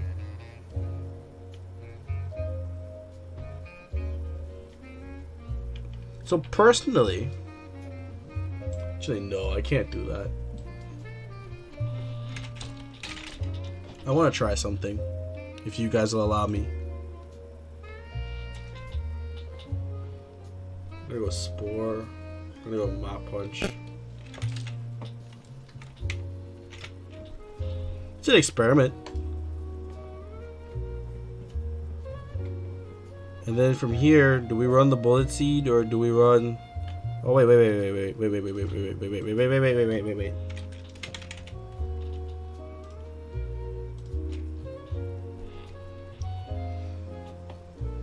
Thoughts?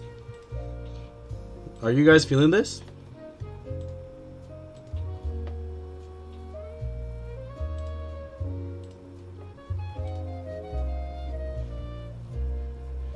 Do you have an answer for Annihilate? No.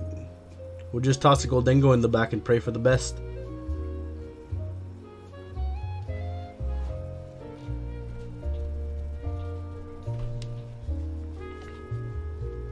That's my thought process.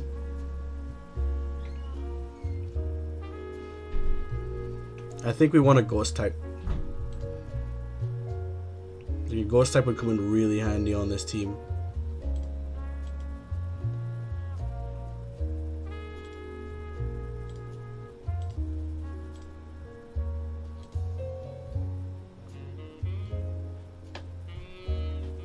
I feel like if we get one more, we get that Ghost type going, we'll be in a great position. So I think Goldengo here. And we put it on an air balloon. And we do the Protect Nasty Plot set.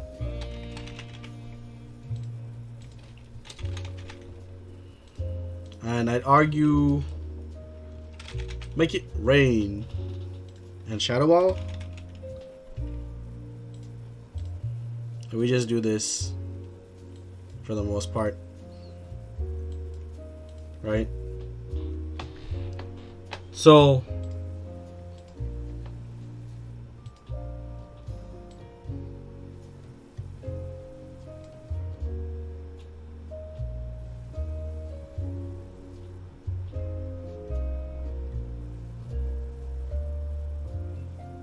you guys want Monkey over it's up to you guys if you want the Monkey over that. We can do Monkey over that. We do have a lot of physical stuff. So I think we can get value out of the Monkey. Like there's a ton of physical things on this team, right? So we are encouraging them to bring things into this. And the thing is that this was just Population Bomb. This does a whole bunch of stuff. But doesn't have the best synergy with Balloon. You could argue that these guys cover for that. But it's up to you guys. If you guys want to run this, we can run this. We go Defiant, obviously. Again, we're going to go for the Fire Monkey.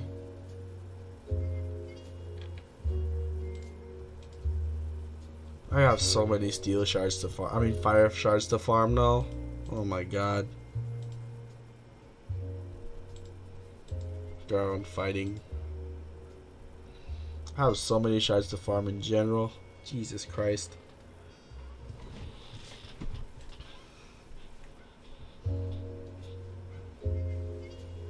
We can go Leftovers or Citrus Berry here. Or if you guys want to run the Scarlet Final Gambit, we can do that. It gives us modes, it gives us range.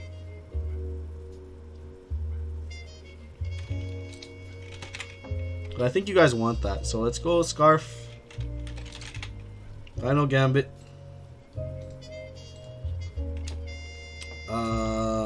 Rage Fist. That's a move.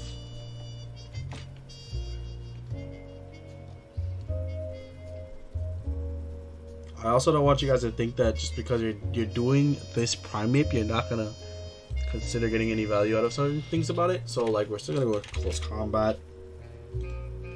And what else do we want on this thing? Scarf Bulldoze could be very cute. Like, Scarf Bulldoze could be very, very cute. Gets Gunk Shot. Gunk Shot could be good against Cillian. Well, I guess you could just Final Gambit that anyway. It's Phantom Force. Rock Slide. Just go Rock Slide. We're not thinking too much about this.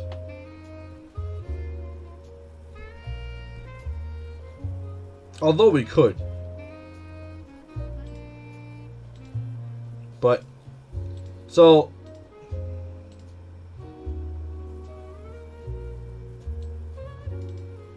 why not? Alright. So I want you to think about something, right? The reason why we don't want to go like bulky, like bulk up monkey versus the Breloom is because Scarf adds more value to this team. Like, this being Final Gambit provides options for Armor Rouge. It provides an out for Gyarados to get things. Being Scarf means that you could proc your you can proc their Kilowattrel, that matchup that you mentioned earlier. Let's look at some of this stuff here, right? Like, if I don't like Garchomp, I can one-shot the Garchomp with Final Gambit. If I don't want to deal with Amoonguss, I can one-shot that with Final Gambit. If I don't want to deal with most of this stuff here, the Final Gambit adds value to our team. And anything that we find out that we're weak against, we could just one-shot it with that. Outside of that, you could also just trade with Rage Fist and just come back later and be like, okay, well, I'll just thump you up with the Rage Fist. So you got options. Like, I get why you wouldn't think that this is good,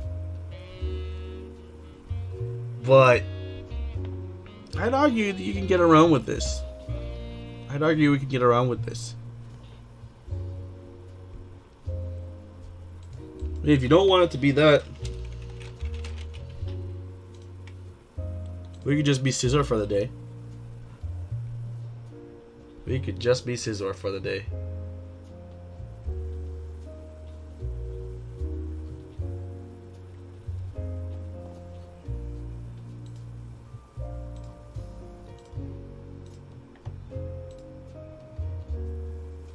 Shadow Claw over Rage Fist. Depends on how you're playing the Scarf Monkey, but I'll humor it.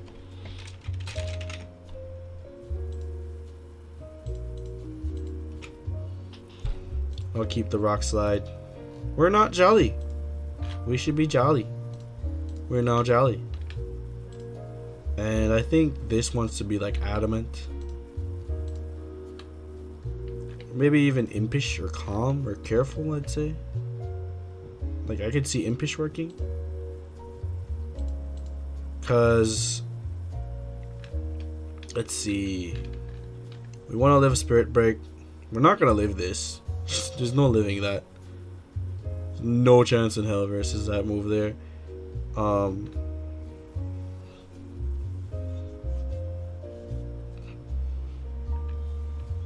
Let's see. Could probably live a Spirit Break. I think I mentioned that already. We want to be able to live like a D-Claw. Best case scenario. We want to be able to live a base 100 Rage Fist if possible. If possible. We gotta worry about your Pop Bomb. Gotta worry about you. We gotta worry about that. We gotta worry about this guy, like Sucker Punching and stuff like that. Still might want to take a Wave Crash. Hello. I've done nothing to beat you yet. But these guys handle you. These guys handle you. And if I can get the Spore off into your slot, it should be fine.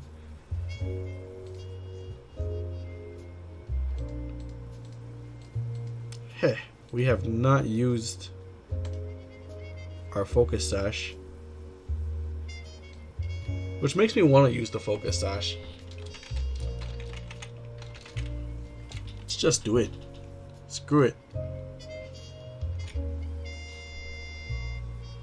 Because we can put them in bad positions now. Even though I really wanted to go max HP. Because we don't really have like Tailwind. We may get Tailwind, but I don't want to tell you guys, hey, we're gonna get Tailwind, and that's not the case.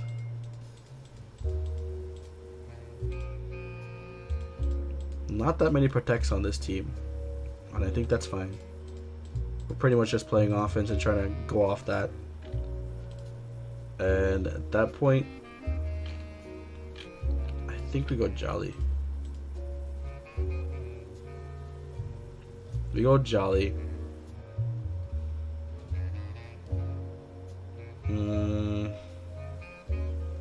I want to be faster than Dondozo.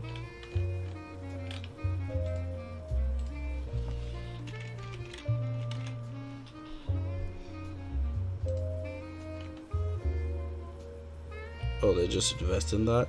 So that seems like that's impossible for Balloon. That's not going to be possible for Balloon. Nope. It's a pipe dream. If that's really what people are running, that is a complete pipe dream.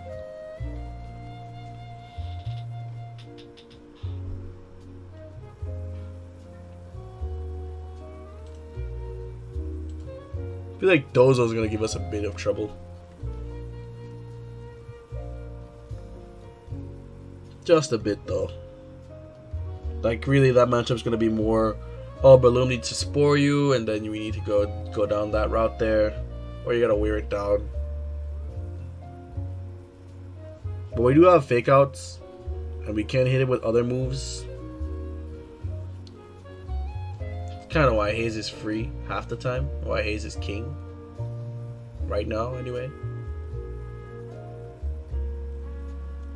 I don't even remember what all gets Haze. What gets Haze? But I think this team is fine.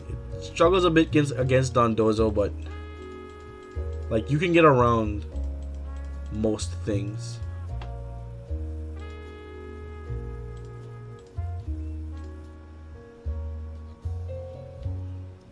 So yes, the answer for that is for us to play around theirs. Perfect world, we had Scrappy Fake Out, but we don't have that. Alright, so in that case, then we do have an answer for it. We can just, do as you're saying.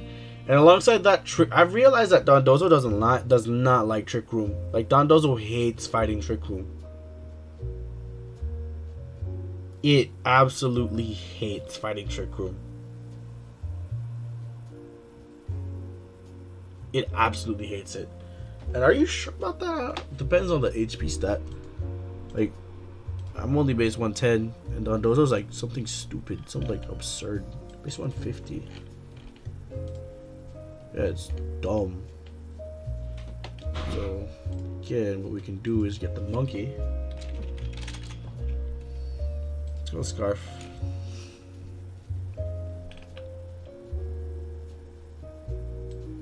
Final Gambit does not one-shot the offensive set, so there's no way it beats the bulky one.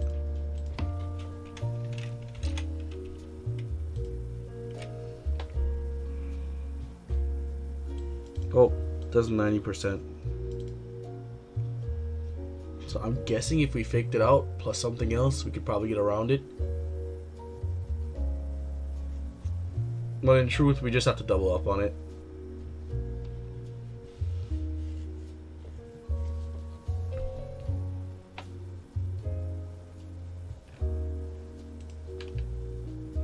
Clicking this for the fun of it. No, Wave Crash kills us. But you don't outspeed. You're not gonna outspeed the monkey.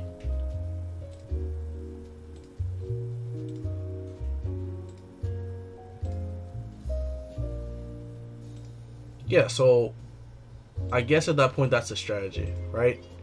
So now what we can do is, since we've pretty much constructed the team, I haven't put anything here. It's gonna go modest on this.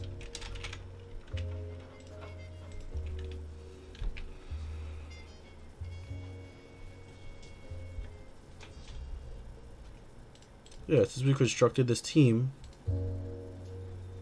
Jolly here. We haven't EV'd the Breloom either.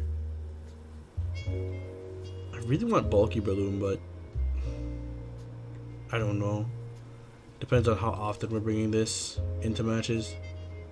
And this isn't really good into like Trick Room right now.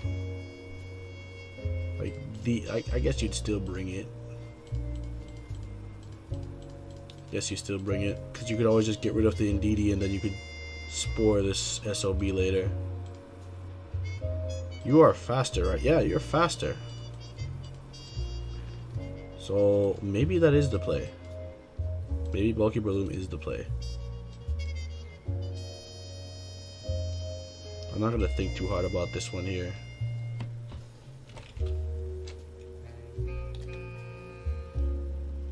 I'll just leave the Sash on. With Sash we can trade damage for Spore. Or we can trade for our Swords Dance. There's options, basically. I wish we had a way to hit Goldengo, but that's kind of just what it is. Do you get Assurance? Hello? No. Get Bulldoze. Bulldoze could be nice. Bulldoze would be cute as shit. Get Gong Shot. I like the Helping Hand.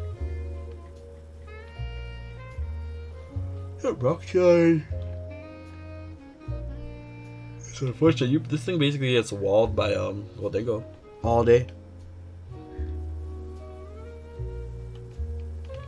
Unless we make use of our Terra type.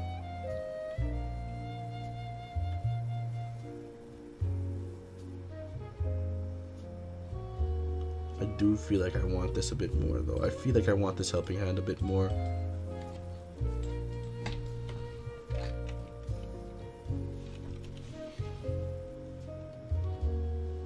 This is also the only Pokemon that Among Us can't spore naturally.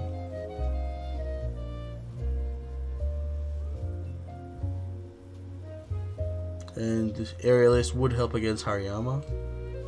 So we could check this out. Let's go Jolly. Adamant. No! Supposed to go Brave.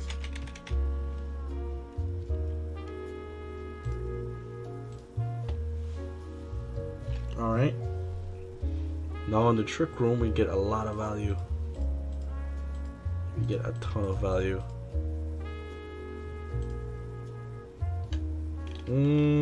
So let's do some damage counts for Breloom.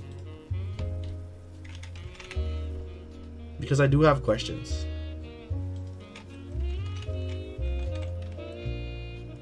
.252 with a boosting nature. I don't think Adamant's like that. So let's check Hariyama first and go Aerial Ace.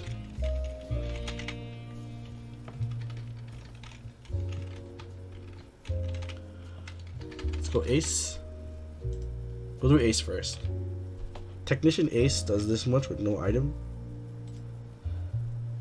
Okay. Did we use our Life Orb? I think we did use our Life Orb. Hydreigon has our Life Orb, doesn't he? Alright, this is Clear Amulet.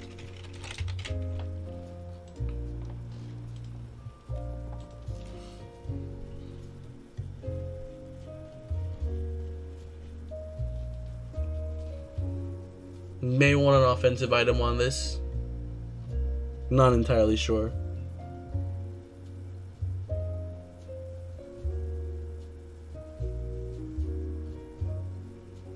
Not entirely sure.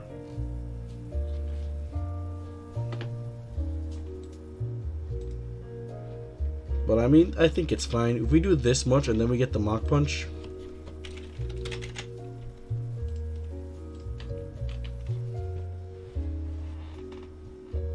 Jeez, that thing is doing so much damage at close combat. Unfortunately for it, it's about the only thing that it hits us with. But we could just go for the Mach Punch and KO. So long as they're not in Psychic terrain.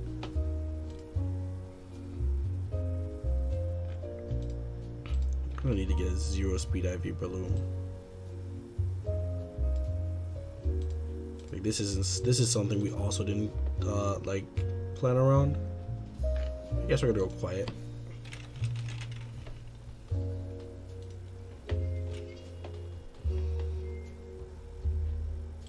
The rest kind of don't matter. Like, these are the main... This is the main... Like, this is the role play for Breloom. Like, Breloom is supposed to be brought into Trick Room.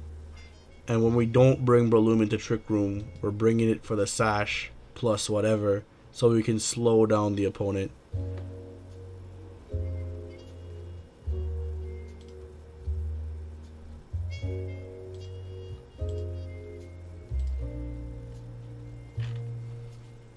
Also, a couple other things that I would want to check here.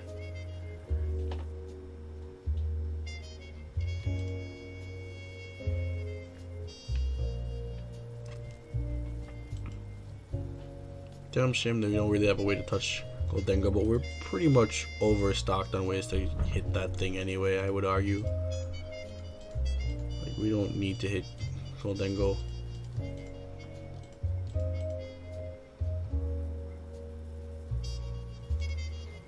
Gives us an option into the Farigiraf plus Meowscarada to lead, I'd argue.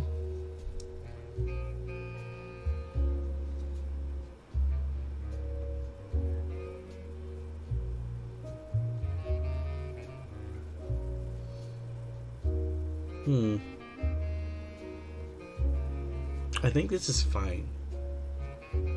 The hardest thing for us is definitely going to be Dondozo. I don't think we have an answer for Dondozo.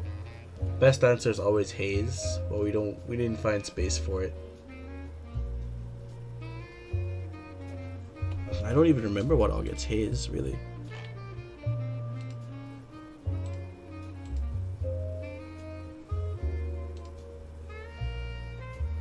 Let's see something here.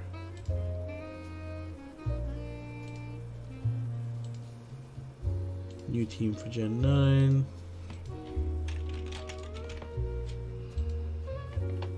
Right. Okay, so this is everything that gets Haze. So here's what we're gonna do, right? Here's what we are going to do. Our community team is gonna go over here, right?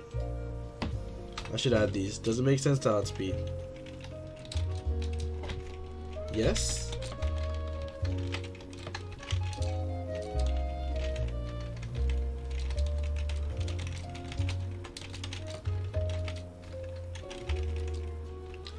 Yes.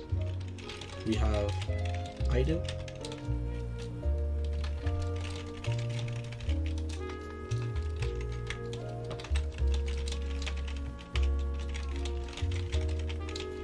The speed's that one that we'd hit.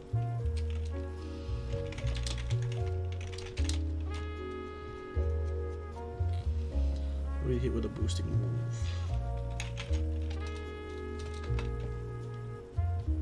So these are general questions that you want to ask when you're EVing for speed. And what I'm going to do here, I'll just post our team like this. I think we're going to have to conclude the stream pretty soon. It's getting fairly late. I've been on for a while. But we did make our team. And what we're going to do next time is we're going to talk about the role of everything and how our problem solvers solve their problems. Also, I think that we have some unused EVs that we should put together before we actually start playing the team. So we got 56 here. I feel like Tinkaton could go ahead and just dump that in there, and we could probably do the last 4. Wow, we gotta use this 4 EVs. I don't want to put that in there though. I guess we could. We outspeed other adamant, not invested Tinkaton without the Trick Room. We need to find a spread for this. Currently, this is probably what we're looking at. If we're going to defense, I would make a more complex spread because we're supposed to be bulky. For some reason, they offered this. We used it. Same story for this. We'll see what we need to do with this. But yeah, I feel like this team could really use Haze. I feel like this team could really use a Haze mon. And the slot that may get Haze is over Breloom, honestly. Like, just a way to make sure that we don't lose to Dondozo, you know, could come in pretty handy. It may be that, it may be Gyarados. We'll see. Because I might want another special attacker on this team. Well, I'm not entirely sure yet. This is our community team at the end of the day. If you guys, I'll leave that for you guys to vote on. And yeah, I think for right now we have a solid team. And we've kind of went over why we picked certain things. I hope that you guys have a better understanding on why we make choices. You know, it's a matter of finding a solution to problems, right? And let's go over that real quick. I can probably cut this specific segment here into that. So Tinkaton Armor Rouge solved the solution of how we would be playing anti-meta, right? Most of the teams that are running around have access to Trick Room. I'm sorry, they have access to Tailwind. Trick Room shuts off Tailwind. It's the first thing we can talk about here. Tinkaton supports this by allowing us to fake out and having Gigaton Hammer that attacks a lot of things, right? Also has knockoff to hit crucial items that may be boosting other offensive Pokemon and helping us create a situation where we don't have to worry about those anymore. And additionally, has Play Rough that hits a ton of things in the meta. Hydreigon's a solid anti-meta choice going into multiple matchups because it is very good against Goldengo. It's very good against all the ghost types that are going around. After a Trick Room, it's pretty solid going into most of the other dragons then because they're speccing into their speed. What else can we talk about here? And it's good against like other various threats that are in the game. Gyarados is here for our defensive backing. It's great for helping Tinkaton. It's great for helping Armor Rouge. It's good. I think it's all right at helping Hydreigon. And yeah, it's good. It's good with Balloon. It's a pretty good option with Balloon. Yeah, it's our defensive pivot. That's kind of the solution that it solves. It gives us a way to switch out and do certain things. Annihilate is here because this is how we keep our Annihilate in the back. Well, Annihilate solves two problems, alright? Annihilate solves the problem of enabling Trick Room in the event that Tinkaton is not great. So, for example, if we go into the Farigiraf plus Meow matchup, it gives us a way to double into the Farigiraf, so we don't have to worry about it as much. Additionally, outside of being able to do that, it allows us to defensively, what it does is it allows us to beat Mousehold because we could just switch out and take the Population Bomb. So in the event that we do lead Armor Rouge plus Tinkaton, we could just switch the Armor Rouge out for Annihilate, and once that's happened, we don't have to worry about the Population Bomb anymore. What else is there to be mentioned for that? There was another thing. This is also our switch in for Final Gambit, right? So it helps with those. Did I put U-turn on this thing?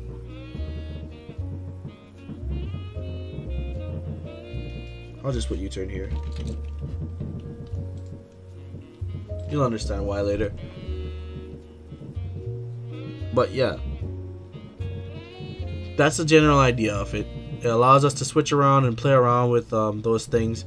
And being that this is more of an offensive-based team and not many things are running Protect, we will want to have the option to be able to switch around and get past certain threats. Okay. Balloon? Balloon is kind of here for control. Idea is pretty much that the Sash gets procced, we spore something, or we also have the priority, in which case we can go ahead and just drop an Aerial Ace, drop a Mach Punch, drop whatever we need to drop. And it's also here because it gives us a helping hand option within our Trick Room mode, and can function outside of that Trick Room mode by providing support to things like Gyarados, providing support to things like things like Hydreigon, support to like Armor Rouge, so on and so forth. In the final build, I'd argue that it may not end up staying. This might end up being a Mungus, because it just makes more sense. But I think Breloom is fine.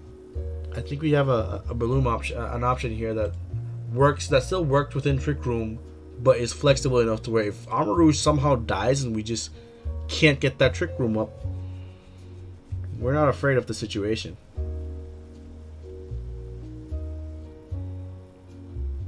And yeah, that's general rules for everything on the team so far. As you can see, we probably solved pretty much every option in the meta, but there are some concerns, right? So let's go under theory crafting here, right? What concerns do we have? We have those Ogiri concerns. I think that we also have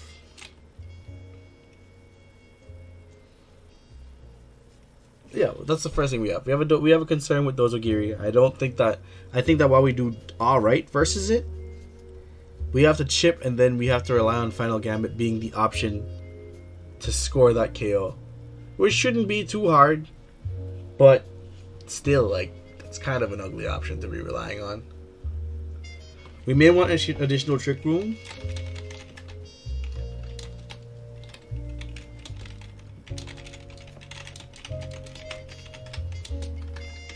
Just to have another way to get it set up.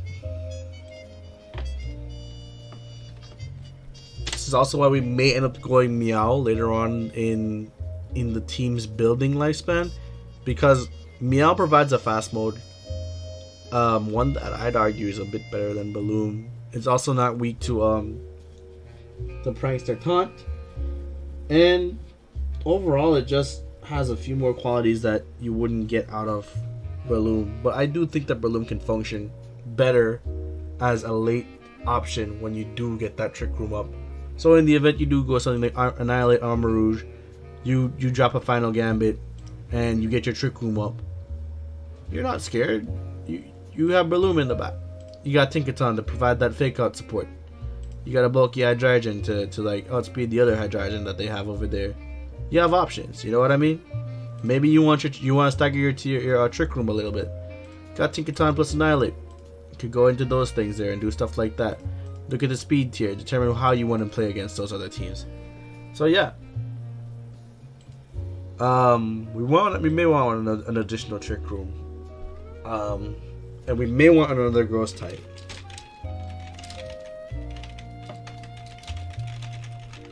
Just in the event that we really feel that the Annihilate just isn't enough. You know, like if we realize that just, you know, the Final Gambit situation is just not the best, we might want something else. But for the most part, I think the team runs fine. I think the team should be able to handle whatever threats come its way. And I will leave that potential changes, right? Because you want to look towards the future when you're building a team. Once you've tested, you can say, okay, this isn't working, that's working. Whatever is going on is you know, whatever is happening. Swap Breloom, another grass. Might be an Amoonguss, and it might be Meow.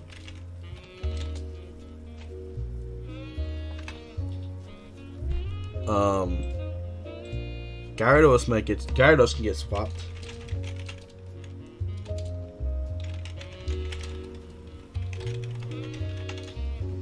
Can swap it for Vaporeon. Vaporeon's very good right now. It has access to Haze. It gets Water Absorb, which is very valuable into the meta. It hits surprisingly hard. You can two-shot a Murkrow if you EV it correctly.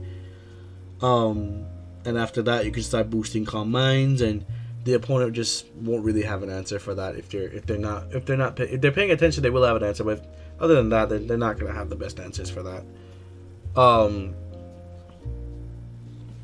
Yeah, gets access to Yon. There's a whole bunch of things that Vaporeon does that makes it pretty good in this meta, in my opinion.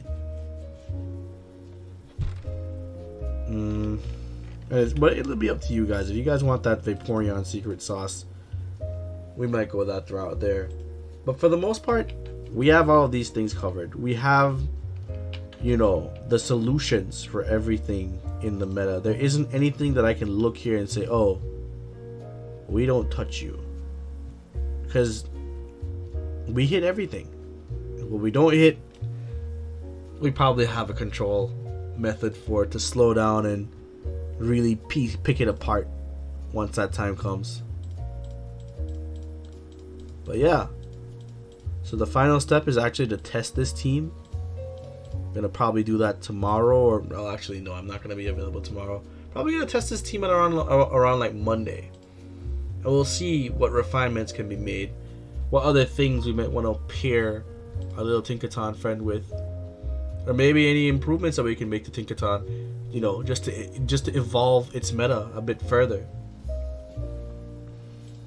In any event, guys, I appreciate everybody coming out. I hope that I answered any questions that people had in terms of how to build teams and why we make certain choices that we make, and what resources you need in particular to like actually piece a team together.